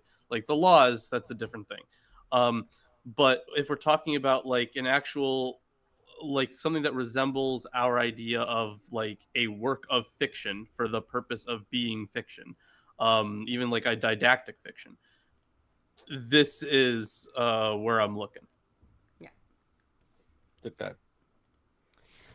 Okay, so in verse 12, Queen Vashti refused to come. Josephus, in Antiquities 11:191, wrote that Vashti was keeping with the laws of the Persians that forbid women to be seen by strangers. Likewise, Joseph Kara and AFC said that it was improper for a husband to show his wife to the world, and Ibn Ezra adds that she was afraid of his drunkenness, fearing that, quote, her sin, publicly displaying her beauty, would be visited upon her when the wine left the king, end quote. According to Chazal, however, in Talmud Megillah 12b, Vashti was immodest or wanton, in Aramaic peritzata, and both she and Achashverosh had sinful intentions, quote unquote. Thus, Rabbi Yossi Bar Chanina said that leprosy sprouted on her forehead. In a Baraita, Gabriel came and made her a tail. In Targum Sheni, Vashti replies to the request, quote, this is disgraceful. Go tell your foolish master that you are also fools like him. I am a queen, the daughter of kings who are kings of Babylonia since ancient times. My ancestor drank as much wine as 1,000 people, yet the wine did not confuse him into saying words which are improper like yours. He knew how to hold his liquor. Yeah. In the tapes, Vashti has her own little speech where she like compares Ahasuerus to like a stable boy or something like that. Oh, damn. I mean, she's not wrong. Like, she's like, you're not fit to be to mind the stables of my father or something like that. Yeah, it's funny how people respond to alcohol so differently, that there's some people who get a few drinks in them and they just think everything's funny and they're funny and everybody has a good time. And then there's people like my stepdad, get a couple of shots of gin in you, and then you know everybody he hates, and you know how much he hates everybody. Yeah. Mother's ruin. Yeah, I'd rather, like, Wouldn't you rather be with the "I love you, man" drunk? Yeah. Like, I've had friends, I've had exes who were like, "I love you, man," like 4 beers in. Fine, be that dude. If you got a drink, be that dude. Don't be this guy. Yep. Okay, so on verse 16 about Memucan, Chazal generally identified him with Haman, as seen in Talmud Megillah 12b. Quote, a sage taught in a Baraita, Memucan is Haman. And why is he called Memucan? Why is his name called Memucan? Because he was prepared, Muchan, for misfortune. End quote. This view is shared by Targum Rishon and Ibn Ezra. Others, however, identified Memucan with Daniel, as seen in Rab Zechariah's opinion in Pirkei de Rabbi Eliezer 49, Panim Acherim B 61, and Targum Sheni, which claims that Daniel has taken a wife from Persia who was richer than him and who refused to speak his language, leading him to suggest the edict. So more or less, the commentators who are like, this command about the women should follow the men. I like that idea. Let's say that Memucan was a Jewish guy that we like. And instead the of other the bad guys guy. are like, Yeah. no, he's obviously starting shit, so he's the bad guy. So basically, it just depends on how sexist and assholish the commentator is, whether he's a good guy or a bad guy. Most probably. That tracks. I mean, yeah, it's complicated because, like, here are the Persians aren't necessarily looked at as the good people in the story, but then this is what led to, Esther becoming queen. But then again, Esther becoming queen isn't seen as a good thing. It's only good because she's in the right place at the right time to stop. Yeah, it's not good to thing that marry happens next. outside of the religion, but it is good to be able to save your people if you are forced to marry outside the religion. So Yeah. Yeah. And finally, on 19, according to Targum Rishon, Vashti was executed. Quote, when she comes before the king, let the king decree that her head be removed. While this view is accepted by Rashi and AFC, it is rejected by Kara and Ditrani. And the text is not clear on her being executed or anything like that. So. No. Just as well. Yeah. And finally, when you read the story, there isn't too much. Like, it's not clear if there is a harem or not, because, like, if the king kills his queen or banishes her or whatever, normally he would choose a new queen from, his most favored concubine. He wouldn't necessarily need to do a new selection to get new women. I think that they did it differently a little bit differently in Persia. I think from what I saw that they had a specific set of like royal-ish families that they chose from. Yeah, it could be that you couldn't, if you were from a certain level of nobility, you couldn't be a concubine. So the concubines weren't good enough to be queens. So the queens had to come from a separate level of society or something. Well, and there's also the fact that in the narrative, and this is, again, openly historical fiction, they've induced the king to send away the queen because they didn't get to see titties when they wanted to. So they need to give him a little bit of a compensation via many, many young virgins by convincing him to do the sex contest, which I'm sure twist his rubber arm. Yeah. Right. So, it kind of, there's more of a narrative purpose to that, I would say. Yeah, more historical would have been just, they would have done selections every year anyway, and then there would have been, a certain number. The women in the harem already, and then if you get rid of your queen, you just promote someone. The harem is all the women who do anything in the palace, so, cleaning women and stuff too. So. But yeah. Okay, and finally, every man should be ruler over his house using his native tongue. Carruthers comments, quote, Bibles differ in how they render this difficult verse, ordering that every man should bear rule in his own house. The AV includes the ensuing phrase, quote, it should be published according to the language of every people, which the Greek omits. The Talmud's response is indignant, quote, of course he should, even a weaver in his own house must be commander, end quote, in Megillah 12b. Targum Rishon emphasizes control, quote, take care that each man should dominate his wife and force her to speak according to the language of her husband and the language of his people, end quote. Esther Rabbah mocks the king, arguing that the decree proves that he was utterly devoid of sense, quote unquote, in 412. It argues, quote, if a man wants to eat lentils and his wife wants to eat beans, can he force her? Surely she does as she likes, end quote. Further, it argues that, quote, he made himself a laughingstock, arguing, if a Median marries a Persian woman, is she able to speak Median, in 412. For Gersonides, because the edict makes the king look foolish, it must be divinely ordained as it helps the Jewish cause. Oh, that's one way to look at it. Yeah. Yes. Now, let me just prepare for the Christian. Yes. I'm Okay. sorry. Where is our Christian song? Then it's right here. Just a second. Don't. Why did you ask for that, Lawrence? I'll do the Disney Channel. Welcome to the Disney Channel. Oh, you know what? If we should do it every book, we should start with the usual one. Guess who's... Yeah. Guess who's talking about Jesus, Jesus, Jesus. Guess who's talking about Jesus? It's the ancient Christians again. The ancient Christians.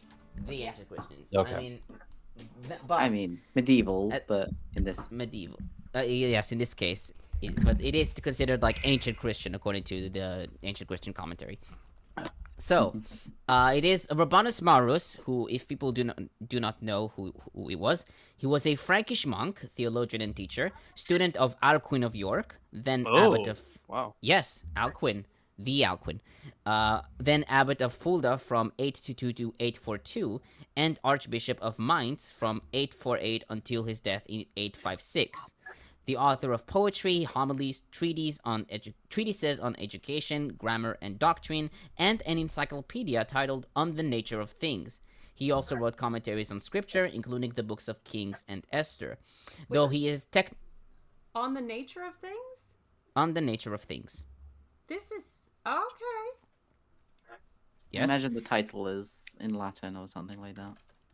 De rerum natura. That's a callback to, I think, Lucretius, one of the Epicurean philosophers the church suppressed. There was like one copy kept in the Vatican.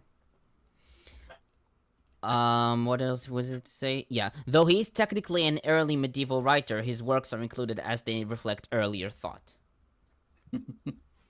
Yes.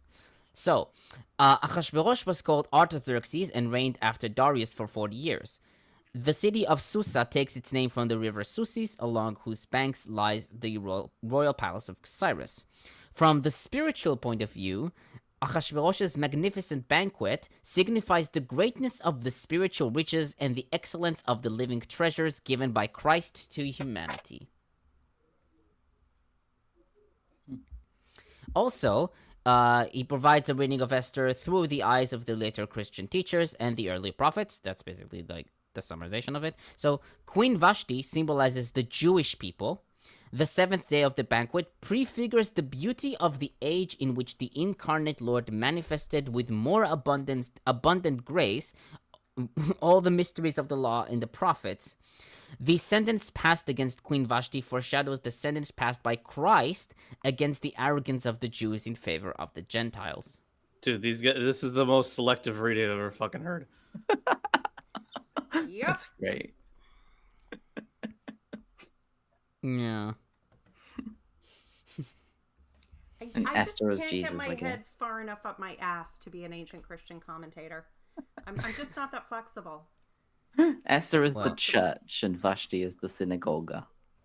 Yes, of course. Well, you know, we did replace you with our crusades and shit. Yes, that's it. Hey. All right, who's taking up chapter 2 then? No one. Okay, fine. Chapter 2. After these things, when the anger of King Ahasuerus had abated, he remembered Vashti and what she had done and what had been decreed against her.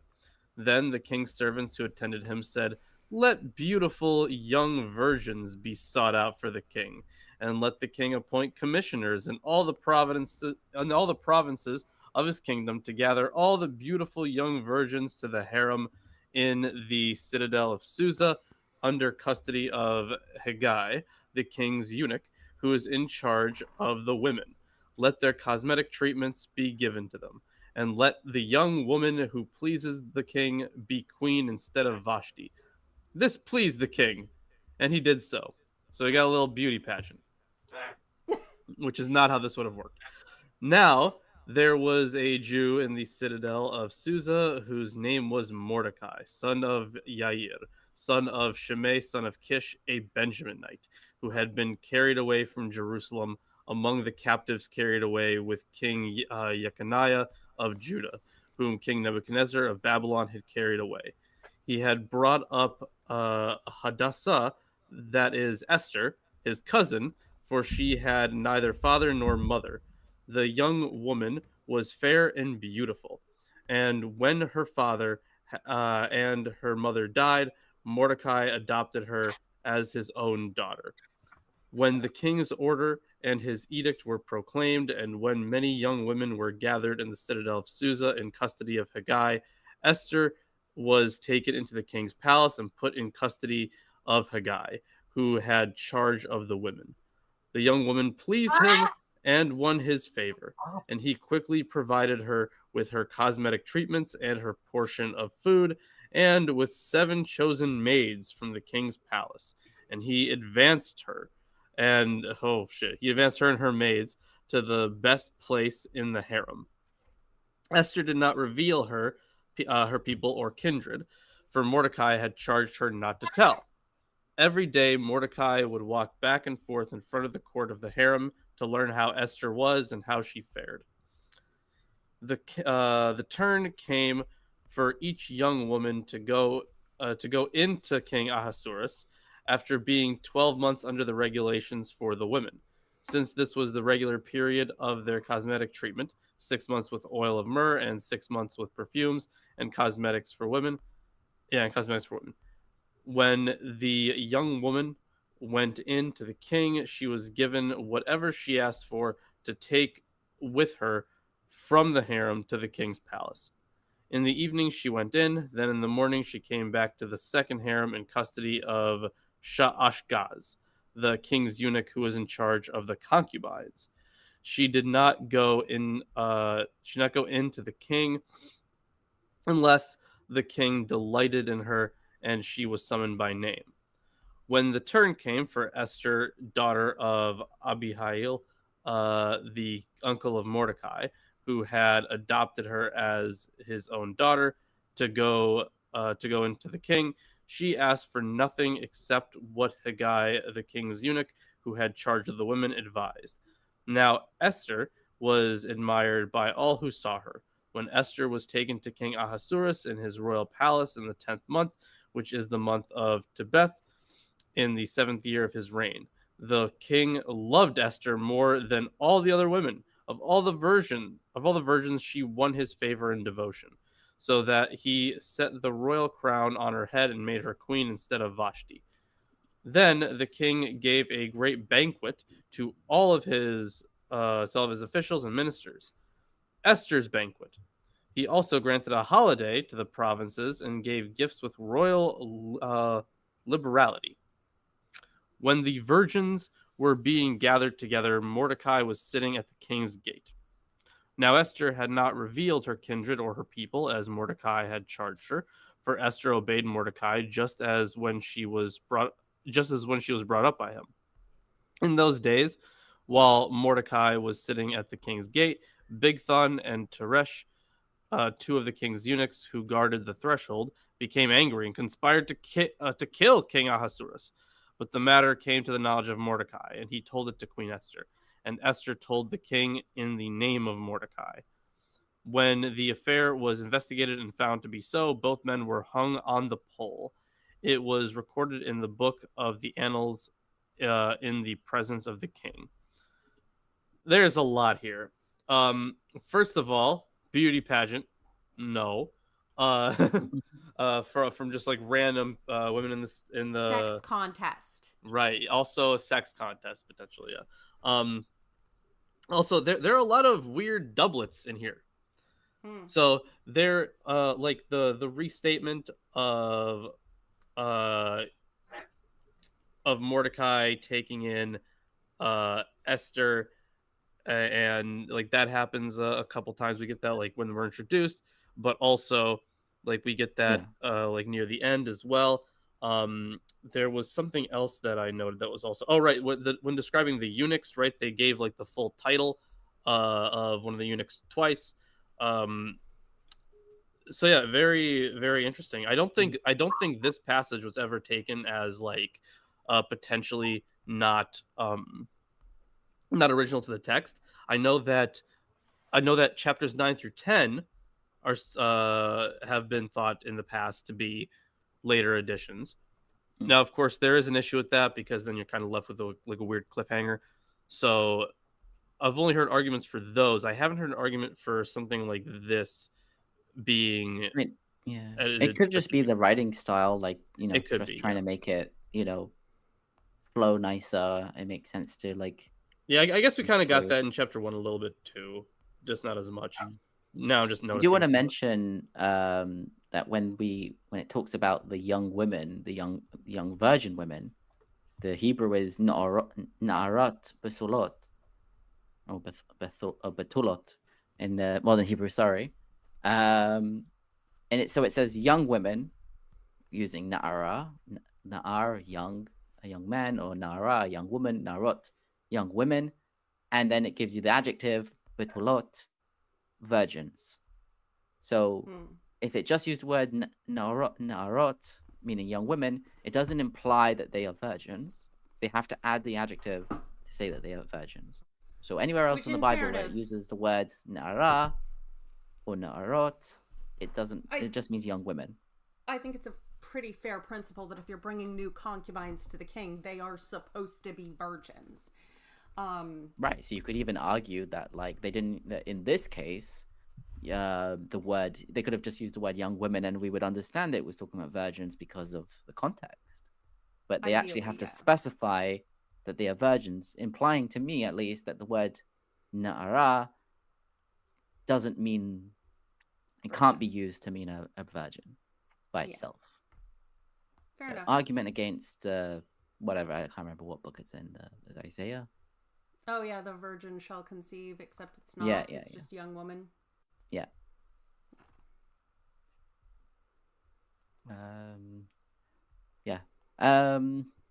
There is some stuff in this chapter that's maybe slightly, I don't know if it's badly written or it's a bit not understood. I think your translation just kind of skipped over it.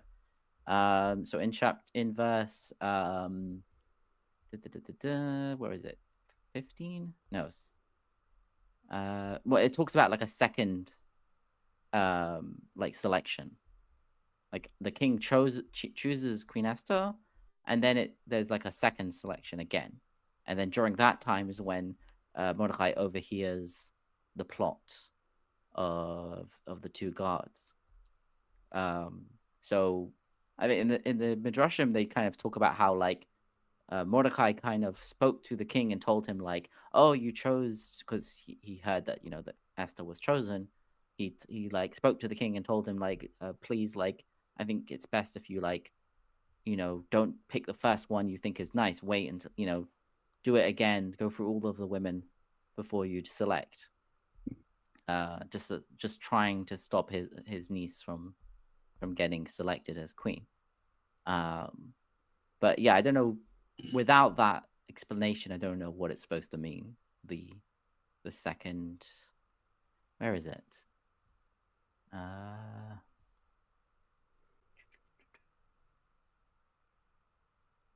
Oh yeah. So verse 19, it says the virgins were assembled a second time. So I don't know what that's supposed to mean. Do you know, Tomo? Well, I have the Midrashic stuff, but Yeah. I can look on the commentaries. The actual commentaries. Yeah, the Midrash Um, is like, there were two selections. Like, so the king chose her, and then Mordechai influenced him to like make sure you know what you do if you're right that you want to choose this woman, and then they did the selection all over again, and then she was chosen again. Yeah, I mean, first we should know that there's omitted in the Greek versions. Oh, the Greek version that's doesn't even one. have the word. Doesn't have the It verse omits at the all? verse. Yeah, the Septuagint at least. Yeah. Okay. I don't really find that makes a lot of sense, because if she is already in the king's harem and cannot go marry a good Jewish boy, why wouldn't you want her to be queen rather than just another concubine? Right, you're saying once she's been gone through the selection process, if she doesn't get chosen as queen, it's not like she's going home. She's going to go back to the. No, she's gonna have to going to go stay back in to the the harem harem. and maybe have sex twice more in her life if she was lucky. Lucky. Yeah, I don't know. Good question. Where? I mean, it's Second- not obvious that the king like sleeps with every single girl, Gentle. but the fact that it says that they go to the harem of the concubines kind of implies that Well, if they don't get yeah. chosen as queen, they and then will she stay gets there. called back if he remembers her name. Yeah. Kip Davis chimes in again, obviously very busy in his editing audio. Says the LXX renders the Hebrew Wayalu, they hanged, Vayalu. Yeah. Vayelu. with Ekramason, he hanged. This is interesting since the same Hebrew word is translated I should have had somebody else read this. Staratheto, crucify, in 7:9. It's the only time in the LXX. And I get the feeling that there's more of that message coming. Well, I he mean- should come on and explain himself. So I guess the word Vayelu means like, and they hoisted up, they hung them up, or they elevated them, or whatever. It seems that the Septuagint normally translate that as the Greek version of crucify, but in Esther, at least, I think that's what he's saying. In Esther, it renders it the Greek word that means hanged. So I mean, it could be because it's talking about like a 50-foot high, built gallows. It kind of implies it's not the same as a crucifixion, maybe. But that's interesting if it's the only place in the Septuagint that uses hanged for that word rather than crucify. I mean, I don't think they had not crucifixion in the. And way also we the think of in it, the like Septuagint, Roman like crucify didn't mean like on a cross. Yeah, I mean, it could didn't be a mean, cross, like- but it could have been like an X shape Jesus. rather than a. Yeah. That's what I was going to ask about that pole when it says, hang in earlier this when it said hangs this guy on a pole. How do we mean On a hang? tree. Yeah. Yeah, like, do we just mean hanged? Do we mean impaled? Do we mean nailed up? Like, there's Yeah, is he so on a many noose? different Is he ways. nailed to the thing? Is he being crucified? What is it? There's so Yeah, many because the different ways Hebrew to is kill kind of someone like, with a pole. hang them on a tree or hang them, and you could translate it as like a post, right? Because I think even the Asherah poles are called trees as well. Or at least the Hebrew word etz, that means tree, is used for like upright pillars of wood as well. But so Okay. hang on a post, hang on a tree. Tomasino notes that the modern commentators, there are 4 major positions about the virgins. The phrase is a mistake, and the phrase is a mistake, and the word should be omitted or amended to shanot, which means various, according to Rudolph and Ehrlich and Moore. 2, the text is referring to a continued or different gathering of new virgins, according to Castle, Levenson, and Bush. 3, the text is referring to a second gathering of the virgins who had been previously gathered, according to Gordis and Fox. And 4, the text refers to the same gathering of virgins that was mentioned earlier in the text, according to Galeman. And the king bragged that when they did this Miss Teen USA pageant, that he could just barge in on them naked. Kip Davis adds, Sorry, I'm thinking about this stuff lately because mythicists make a big deal about the ambiguity of terminology for crucifixion. I think this works against that idea, but it's complicated. Then Rome is Rimmer's crucified so Brigery many adds, Aaron, maybe it's strappado like Machiavelli? He's talking about the Greek word, I think, that you were trying to read for crucify. I have no idea. Staurotheto? How would you read that Greek, Lawrence? You're muted. Sorry. Yeah, I did not know I was muted. So where's the word here? Stereotheto. Yeah. So that would be like let him be crucified. Yeah, because it's a imperative. So that's interesting. Yeah. Oh, it's imperative. There's another advantage you have over me in languages is you have cases which just not a concept that I could really grasp. When I was studying Russian was just so hard for me because there are the cases. Yeah. Yeah. Yeah. The thing is, like, I mean, I'm from the looks of it, like from what I remember from the word, it looks like a imperative. Or sorry, not imperative. Imperative. Yeah, it's a third person imperative. So it's something that we actually don't have in English. We don't really have a third person imperative. Like, how would you tell someone? How would you command someone in the third person? Try it. You can't in English. So we say. So that's why it's usually translated as like "let this be done." Okay. Yeah, but. No, you get used to cases pretty quick. But once you have down like your nominative and your accusative / ablative, if you're doing Latin, and your genitive and dative, it's a lot easier to get through. So earlier in the Bible, when God says, "Let the earth bring forth the living creature," he's giving a third person command? I don't know Hebrew. Okay. Yet. I think in English it's mostly tone. Maybe one day. Let's face it. You there. Get reading. Yes, mistress. Okay, so we start with verse 1. Midrash Abba Gurion 2, quoted from Berlin, reads, "When he recovered from his wine, he sought her. They said to him, 'You had her killed.' He said to them, 'Why?' They said to him, 'When you said that she should appear before you naked, and she didn't come.' He said to them, 'I didn't act correctly. Who advised me to have her killed?' They said to him, 'The 7 ministers of Persia and Media,' 114. He immediately killed them, and that is why they are not mentioned again." I mean, serve them right, but... Yeah. It's like the opposite of Chekhov's gun or whatever it is, like, oh, they don't appear later in the story. That means they were killed. They were taken out back. I would be fine with that. They're living in a farm in upstate New York. Okay, on verse 5, about Mordecai. According to Talmud Megillah 12b, followed by Targum Rishon and Sheni, he was called Mordecai because he was comparable to pure Daki myrrh, Nibumol. Esther Rabbah 6.3 explains that myrrh is the foremost of spices, and so Mordecai was the foremost of the righteous in his generation. It also claims that Mordecai was part of the Sanhedrin, which Esther set up for him at the king's gate. According to Talmud Megillah 12b through 13a, Mordecai is both Benjaminite and Judite through dual parentage. He is also described as a descendant of Saul in Targum Sheni, Targum Rishon to Esther 7.6, Panim Acherim B, and Yalkut Shimoni 1053, and Sa'ad Gaon. Ibn Ezra, however, rejects this interpretation, arguing that if he was a descendant of Saul, then the text would have mentioned it.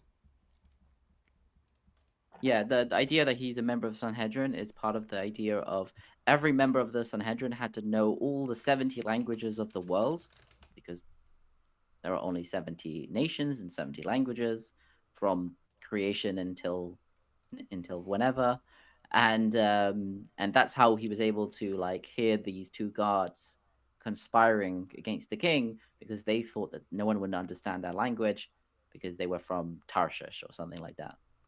and Yeah, that and Mordecai, sounds- knowing all 70 languages, was able to understand when they were speaking to each other. Also, his heritage also plays a big role, because we have to compare it to Haman's heritage, who was from Yeah. Agag. So so there's that ethnic what's the word I'm looking for? Hagagi. Like, I don't even know the word I'm looking for. Like, they're taking up that old idea of like Agag and Magog, right? And having these cultural enemies. So they are kind of Racism. doing it as a The term yeah, you're looking but for is it's- racism. it also but is, yeah, yes, it's the but- branding of it for this particular. yeah, era. they're having the characters be stand-ins for their races or for their tribes. Yeah. Yeah, but also Yeah, I mean, Gog and Magog are not really like known peoples. They're kind of No. used semi like mythological in the Bible. No, like Yeah, but so is Haman. yeah. Oh, sorry. I said Gog Magog. No. So he was Amalek, Agagite, 'cause he which is- was, Agag, which yeah, was he was- Amalek. Amalek. Yeah, Yeah, that's but it. is that in the That's my text bad. or is that That's my bad. is that in the I text watched. that he's a I descendant watched of a Amalek? movie on Esther. I watched. A No, movie on it is Esther. not. It is not explicitly stated, but it is interpreted by like Josephus and Chazal.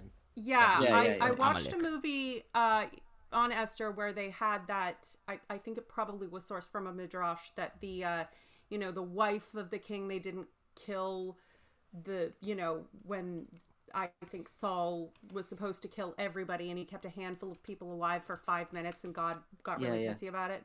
And that the wife has somehow got away and she was pregnant and this was, gave birth eventually to Haman and Yeah.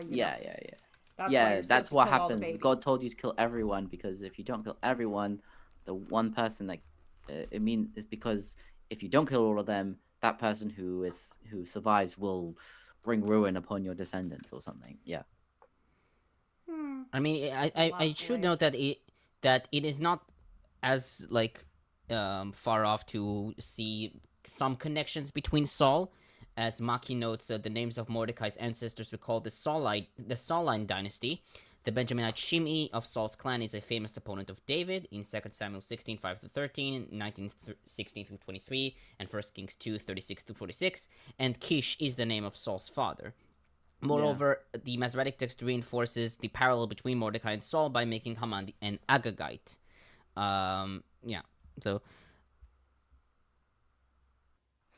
So he notes nevertheless the editors are too attentive to chronology and to the biblical text to consider Shimei and Kish as Mordecai's grandfather and great-grandfather. They simply want to evoke the figure of Saul. Okay. So an archetype. Okay. And that Opal guy says, so much nudity. Is this book for kids? We haven't seen single nudity This in is this definitely the book. favorite book in the Bible for kids. Isaac just told you he had the children's version of it. I Look did what as happened well. to him. Yeah. Yeah, the tapes. They're quite fun. Okay, so on verse 6, Targum Wishon states that when Cyrus and Darius captured Babylon, Mordecai left Babylon with Daniel, and the entire Babylonian Jews went up with King Cyrus to live in Susa. Rabbah, in Talmud Megillah 13a, said that Mordecai went into exile of his own accord. Grossfeld, this is the editors to Targum Wishon, Grossfeld is the translator, note that Rashi on Megillah 13a states that the exile occurred from Judah to Babylon, and that Mordecai was eventually ordered by God to return to Jerusalem, a reading reflected in Targum Sheni, where Mordecai returned to help rebuild the temple. He was subsequently exiled a second time by Nebuchadnezzar, this time involuntarily, as seen in Midrash Agadah Esther 2:6. Yeah, I see like a lot of the modern commentators saying that like this is one of the most difficult verses, especially because of Yechonia, which causes some chronological discrepancies. Yeah, that's Yes. right. I totally forgot to mention. that one who was that would make exiled. him like well over 100 years old. 114 years, like Yeah. maybe. Like, it's- Oh, so that's where the idea of Esther being like 60 or 70 years Or old. 70, yeah. Yeah. I mean, she had green skin. I don't know if that's connected. Green skin, like Mila No, Rapa? that's Gamora. Yeah, Esther has green skin according to one of the Midrashim or something. Like, she People wasn't should, actually beautiful. Like, it was the I'm sure there's, I can't remember, but I'm sure there's Midrashim about how, like, she did this, and the king was like, wow, that's amazing. But it was, People should she read. was so modest. And it's like, okay, but why Sure would the king can. think that's a good thing? People should read the life of Mila Rapa. Yeah, I mean, it does Toma- say Sorry. in the text that, that she refused extra treatments and whatever, but that could just be implying that she didn't want to win. Or that she was modest and she took the advice of the eunuchs and all that. That was supposed to be her virtue, was that she was very demure and modest, and she asked for advice from the people who knew better, and that kind of thing. Oh, okay, yeah. That was the That's vibe. one we way. got. Or it's just like, the eunuchs were like, you have to, this advised her to, like, you need to do this at least. Yeah. Well, and also when it comes to what they're going to take with them, they're going to take it with them literally on their bodies. So it's a matter of how much ornamentation. If I want wealth in the harem, I need to take wealth with me on my body. But obviously, I also need to appeal to the king, because that's the whole point. So, not overdoing it, not underdoing it. Fun games. Yeah. Okay. So, where was I? Oh, okay. On verse 7, Hadassah/Esther. Hadassah refers to myrtle. According to Targum Rishon, Hadassah is the myrtle because she was a righteous woman, and the righteous ones are compared to the myrtle. Yeah. It claims that they called. Is that why they thought she had green skin, because she was called Hadassah, which is a myrtle, and myrtles are green or something? Who claimed that she has green skin? I don't know. One of the Midrashim. Maybe it might be Talmud. Oh, you didn't come across that at all? Okay, let me look it up. Oh no, maybe, I mean, no, in Megillah 13a, maybe that the green is the ideal face color in Persia. Yerach rockets. Okay. Actually, I haven't noticed that. I need to check what Segal says about it. I mean, eyeshadow maybe, but Yeah, we don't have a lot of beautiful green women in culture. Just the one who hung out with Captain Kirk and the one who hung out with the raccoon. Well, Yeah. we do I have think it's the the Talmud. It says Esther was called Hadassah yeah. because she was greenish like a myrtle. we also have Fiona. You forgot about her. Green. Yeah, Esther was greenish, but a thread of grace was drawn upon her. Yeah. Something make like her that. beautiful. Yeah. Yeah. Virtually all commentators are in agreement that Rabbi Joshua ben Korach means to say that Esther's greenishness is a repulsive feature. Huh. Okay, Yeah. and I wonder how the people who like to promote the idea of reptiloids is going to use that translation. oh, good. I'm sure there's like a Jewish like comic strip version of the Book of Esther. Like, it's not. Well, it's less of a comic strip. It's more like She's one of the reptiles from the Sirius star system who have assumed human guys are in control of the Illuminati. it's much more like pale green, like a, I don't know what the word is. Like, she And looks there like is she looks nauseous. Lightly tinged green makeup to counter Yeah. red spots. So I don't know, but But yeah, it's let's leave the Nazi conspiracy theories. There's quite enough bullshit wrapped around this now. Okay, so where was I? It claims that You they had called just her. finished. It claims that they called her Esther after the shining star, which the Greeks called Astria. That's what I'm referring to. Targum Sheni explains that the myrtle's fragrance is pleasant throughout the world, and so too, Esther did good deeds throughout the world. According to Esther Rabbah 6:5, quote, just as myrtle has a sweet fragrance and a bitter taste, so was Esther sweet to Mordecai and bitter to Haman. Yeah, myrtle is one of the four species of plants that Jewish people take together on today, like on this festival that's happening right now, the Festival of Booths. So they have like 4 species, and it's supposed to be like, one one is sweet tasting and sweet smelling. One is neither. One is one and not the other. And then the other way round for the fourth one. And myrtle is the one that's supposed to represent. Sweet smell. I think bitter it's it smells good, but doesn't taste good. Is like a person, like the four types of people. Someone who has good deeds, but is not pious or something. In the other way around. I can't remember, but it's something like that. Okay, so on what Tomer said, right? So Zadok, in apparently his 1986 paper, argued that the Persian, he suggested instead that it comes from the Persian word stara, meaning star. Yehudus has suggested that it is from a hypothetical Persian word meaning myrtle, but this idea has found little support. Her name sounds very much like the Hebrew word meaning "let me hide." Aster. Esther. If you say so. If you put that could not have escaped the notice of the I book's will. Hebrew audience, especially when the maiden is counseled to conceal her Jewish identity.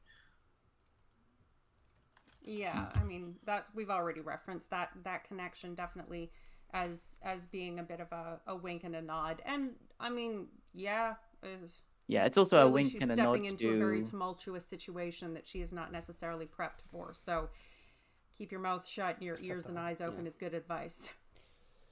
I think the other opinion is not only that she hides her identity, but also that God is hidden in the story. That would be a good excuse for why he's never mentioned. I mean, Macchi also said... Sorry. It seems almost on purpose that they did it that way.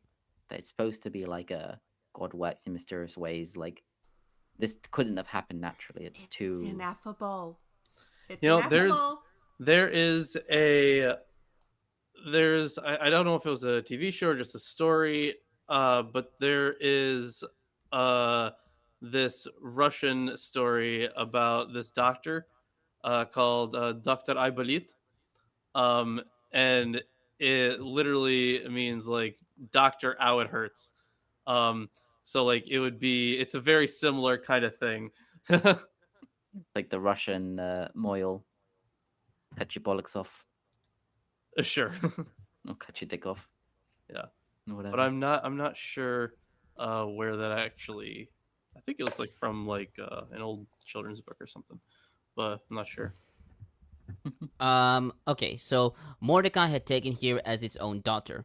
Although it is stated that Esther is Mordecai's niece, Septuagint reads, as a wife. Chazal also taught that they were married, and bring as evidence other biblical texts in which the term daughter, bat, refers to wife. Talmud Megillah 13a cites 2 Samuel 12:3, in which Nathan denounces David for his adultery with Bathsheba, Uriah's wife, by likening her to a lamb which was taken away from its shepherd. This lamb, quote, lay in his bosom and was unto him like a daughter, end quote. The Talmud asks, quote, because it lay in his bosom, it was like a daughter to him? Rather, like a home, bite to him, i.e. a wife. So too here Mordecai took her for a home, i.e. a wife, end quote. Likewise, Ibn Ezra renders bite and writes that Esther was Mordecai's wife, but Ditrani explicitly rejects this. Yeah, I mean, if it was his wife, then she wouldn't have been selected as a virgin.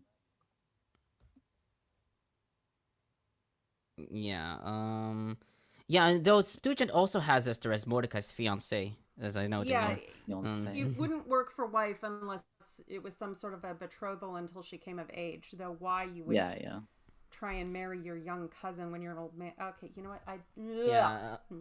I mean, Levenson. Well, I mean, if she was 70 years old, then I guess it's a little bit less creepy. Levenson suggests that the editors wanted to attribute a Jewish marriage to Esther, while Boyd Taylor, Adventure, supposes that the Septuagint wanted to emphasize the despotic character of a royal power tearing wives away from their husbands. That's from Macchi. And he writes that it is likely that they are independently correcting what they perceive to be an oddity of the Masoretic text, that she is adopted by her cousin, a celibate man who could have married her instead. Yeah, but if he was, maybe he was a eunuch. Doesn't say. He yeah, doesn't say, a lot but of the guys taken out were eunuchs. I mean, from the I mean, it does imply that he's some sort of minister or something. Yeah. and some of them certainly would have been. I mean the Well, I don't know. Maybe yeah, I the mean, text doesn't say. see, maybe one more just and then one purple. So he writes, Tomasino writes that no doubt there were Jewish eunuchs, but the practice was probably not widespread, since man-made eunuchs were considered in some sense second-class Jews and barred from the assembly. Deuteronomy 23:1. Ah, right. So according to the opinion that he's part of the Sanhedrin, it wouldn't make sense Right. Yeah, from their perspective. yeah. Okay. Okay, on verse 10, why did Mordecai order Esther not to reveal her identity? Most traditionals claim that the Jews were considered ignoble, or that if they knew that she was of the family of Saul, they would kill her. They would keep her, actually. Ibn Ezra, however, argued that Mordecai was afraid that Ahasuerus would not take her as wife if she told him that she was one of the exiled people. He also adds in another interpretation that Mordecai was afraid that if her identity was revealed, she wouldn't have followed commandments in secrecy. And Targum Sheni reads, quote, Mordecai thought to himself, reasoning, Vashti, who retained her self-respect and did not want to display her beauty to the king and to his rulers, as a result of which he judged her severely and executed her. Why then did Esther not reveal the identity of her birthplace? Lest the king gets angry at her and executes her as well as destroy her, as well as destroys her people from whom she descends. Therefore, he ordered her not to reveal the identity of her people and her birthplace. I mean, if you're taking the variation where he kills Vashti and then kills all his ministers, the king is a bit stabby. just a little stabby. Just a little. Very godlike of him. Yeah, the bloodlust. But, caution is perhaps warranted. Yeah, I mean, so no, it doesn't explicitly said her Jewishness or her being Jewish, but rather her people and her parentage. Yeah. Though she is like Jewish as well. Well, maybe because like it would have been ambiguous whether it's talking about the people at that time, whether the word like Jewish, Yehudi referred to people from the tribe or everyone together, or maybe people that lived in the area. So, or it could be a reference to the supposed connection to Saul, though why he would care about her connection to an ancient minor pseudo king of an thrice occupied region, I don't know, but I'm sure from a certain Jewish commentators' perspective they would have considered that important, depending on who you're talking to. Okay, so on verse 11, Esther Rabbah 6:8 reads, on each day Mordecai would walk before the courtyard of the harem to give her the opportunity to ask about her blood stains and her menstrual status, end quote. Yes? To find out how Esther was... Sorry. It does sound familiar, but I don't remember what was the reason. To find out how Esther was, that they should not cast any spells of sorcery upon her. I mean, I think basically because if Ahasuerus banged her. Yeah. Yeah? Oop. The only reason to be asking no, I was like, waiting for a pregnant. response. Yeah. Ah. Yeah. I mean, I thought it was obvious. Wasn't it, Isaac? I don't know. You wouldn't know. Sorry. Targum Sheni reads, what miracles were done on account of her? And Lekachtov, and what was done for her with regards to food and drink? Ibn Ezra and Emmanuel the Roman, if she needed the physicians. Oh, okay. Oh, that's he asked for. This is why he was walking back with him. He went there to find out what was happening. Yeah.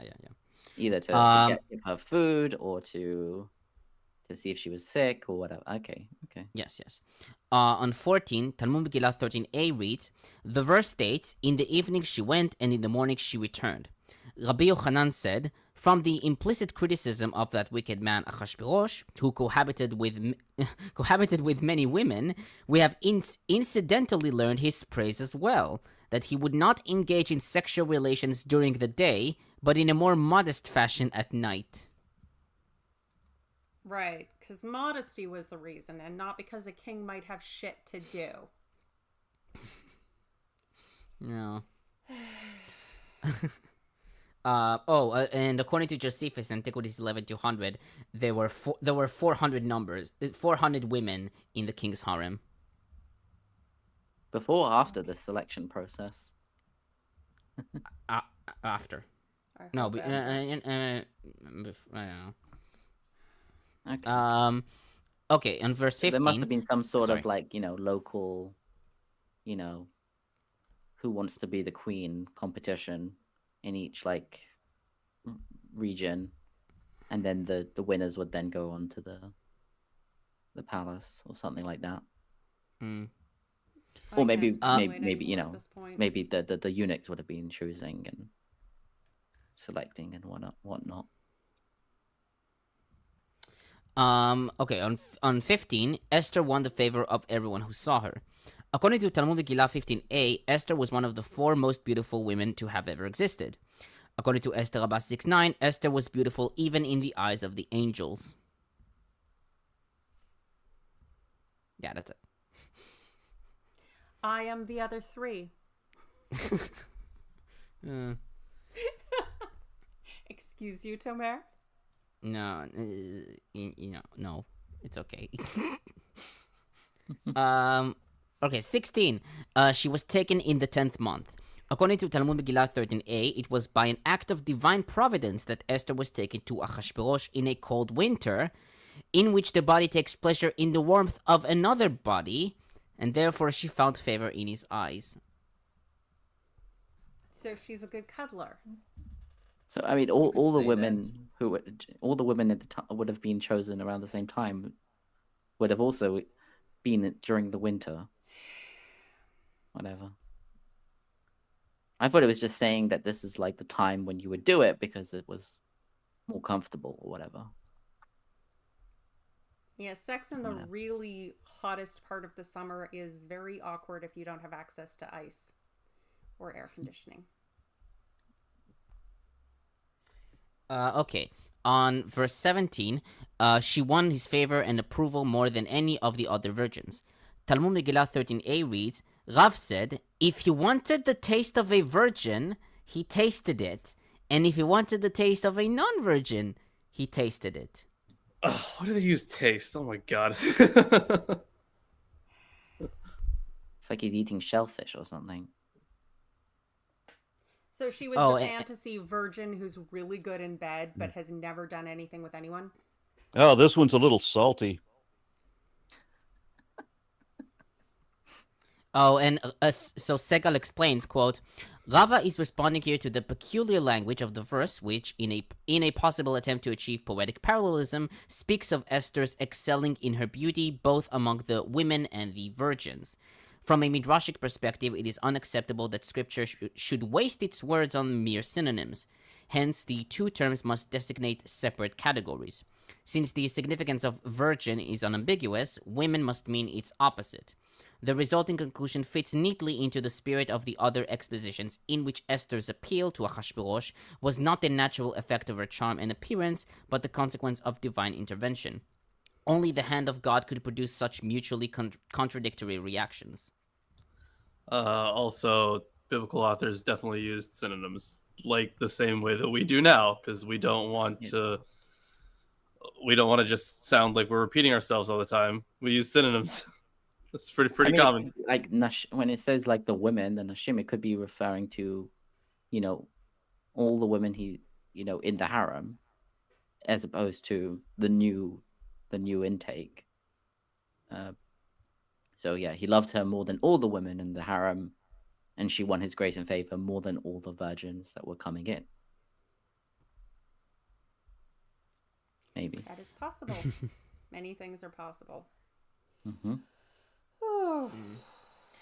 Okay, on verse 19, according to Talmud Megillah 13a, Mordecai advised Achashverosh to assemble the virgins a second time, since, quote, a woman is jealous only of the thigh of another woman, end quote. Yeah.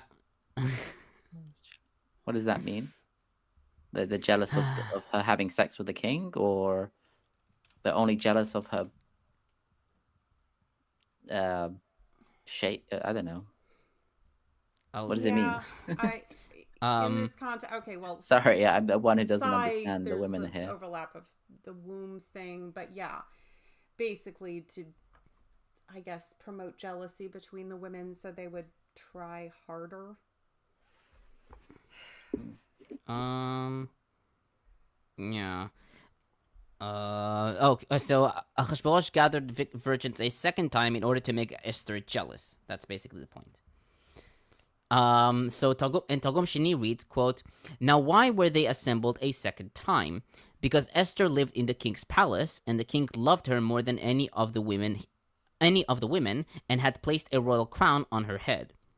Now these virgins were not assembled a second time, because the king's nobles said, for if you want that Esther should reveal to you the identity of her people and her kingship, acquire other women, and she will reveal to you the identity of her people and her kingship. Therefore it is written a second time. I'm not sure This why is they like think sort he of would like care. jealousy thing. Okay. All right. And finally, on Bigthan and Teresh, why were they angry at Achashverosh? Talmud Megillah 15b reads, they said, from the day that this woman, i.e. Esther, came, this woman, Esther, came, we have been able to get no sleep. Come, let us put poison in the dish so that he will die, end quote. And L. Ginsburg in Legends, Volume 6, page 461 explains, quote, the duties of the chamberlains became more burdensome since the king married Esther. For sexual intercourse causes thirst, and the king's demand for drinks disturbed the chamberlains in their night's rest, end quote. You know, I suppose that is true. After a lot of sex, you must drink water. Are they Stay trying to say hydrated. that the king loved her so much, and that she was like really good at sex, and he was doing it all the time, So more than the ever king before? was getting so laid that someone decided to assassinate him. Yeah. Of all the It's an reasons I interesting have ever heard interpretation, to and I definitely never assassinate a learned that king. one growing up.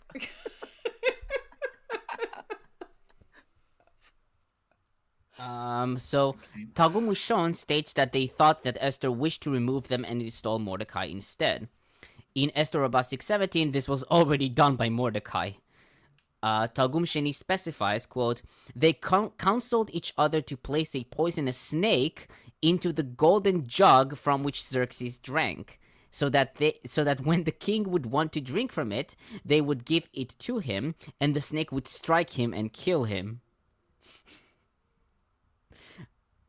And Ibn Kaspi notes that in the book of Josephon, the third beast, i.e. the kingdom of Greece, in Daniel 8:21, began to rise, and these two wished to cut off his head and send it to the king of Greece.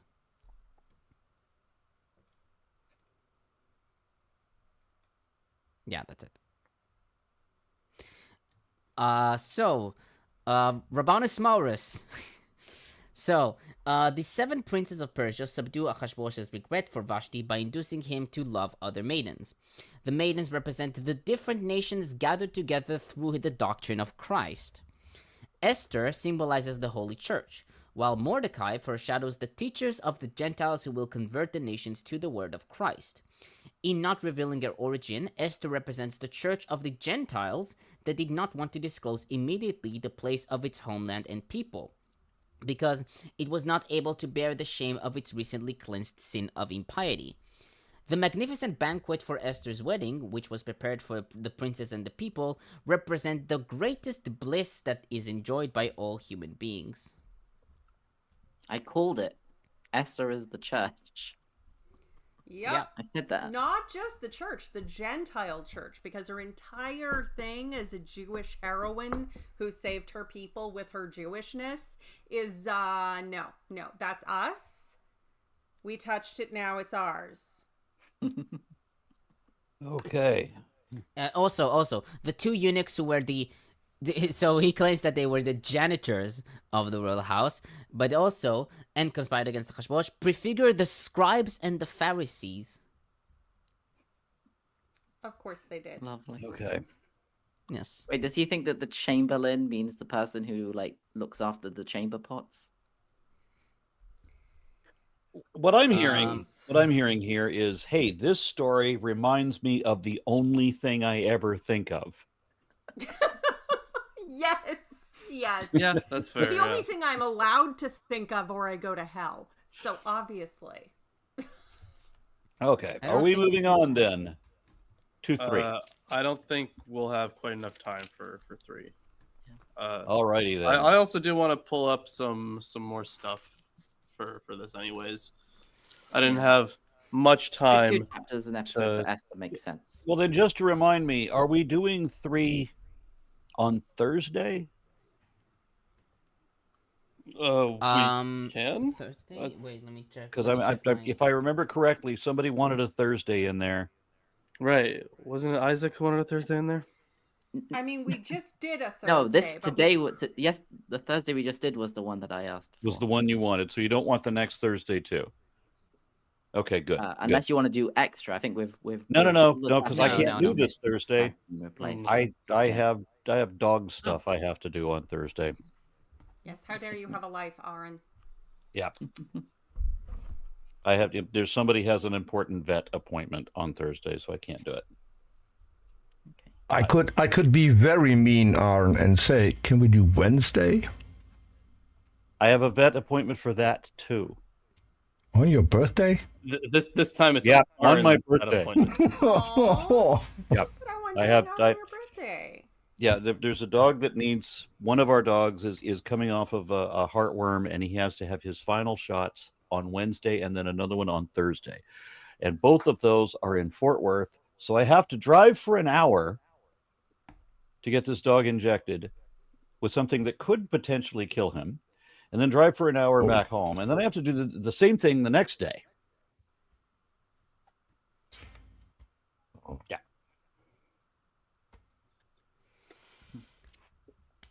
But anyway. All right. Anybody got any closing comments? Absolutely. Make sure to join the Discord. You know, the one where all we do is talk about the Bible, basically. It's good stuff. It's good stuff. Mhm. Lot of very smart people in there. Also, make sure to subscribe to the Behold Network. I am Behold! damn straight Behold indeed. Behold. So I hopefully will have a video out this upcoming week on the letter of Aristeas and the myth of the 70 translators. That is the idea. So hope. Okay. All right. Well, have a great week, everyone. I expect to see costumes next week, boys. You can expect what you like. I know you have costumes, you giant dork. Also, Right. a tricorn hat is very appropriate. Lilith, That's I have that. Lilith, I was dressed like Adam for the whole show. That's why I'm not on camera. Gotcha. Very good costume. Yeah. Right. Good night. I'm not- Bye, everybody.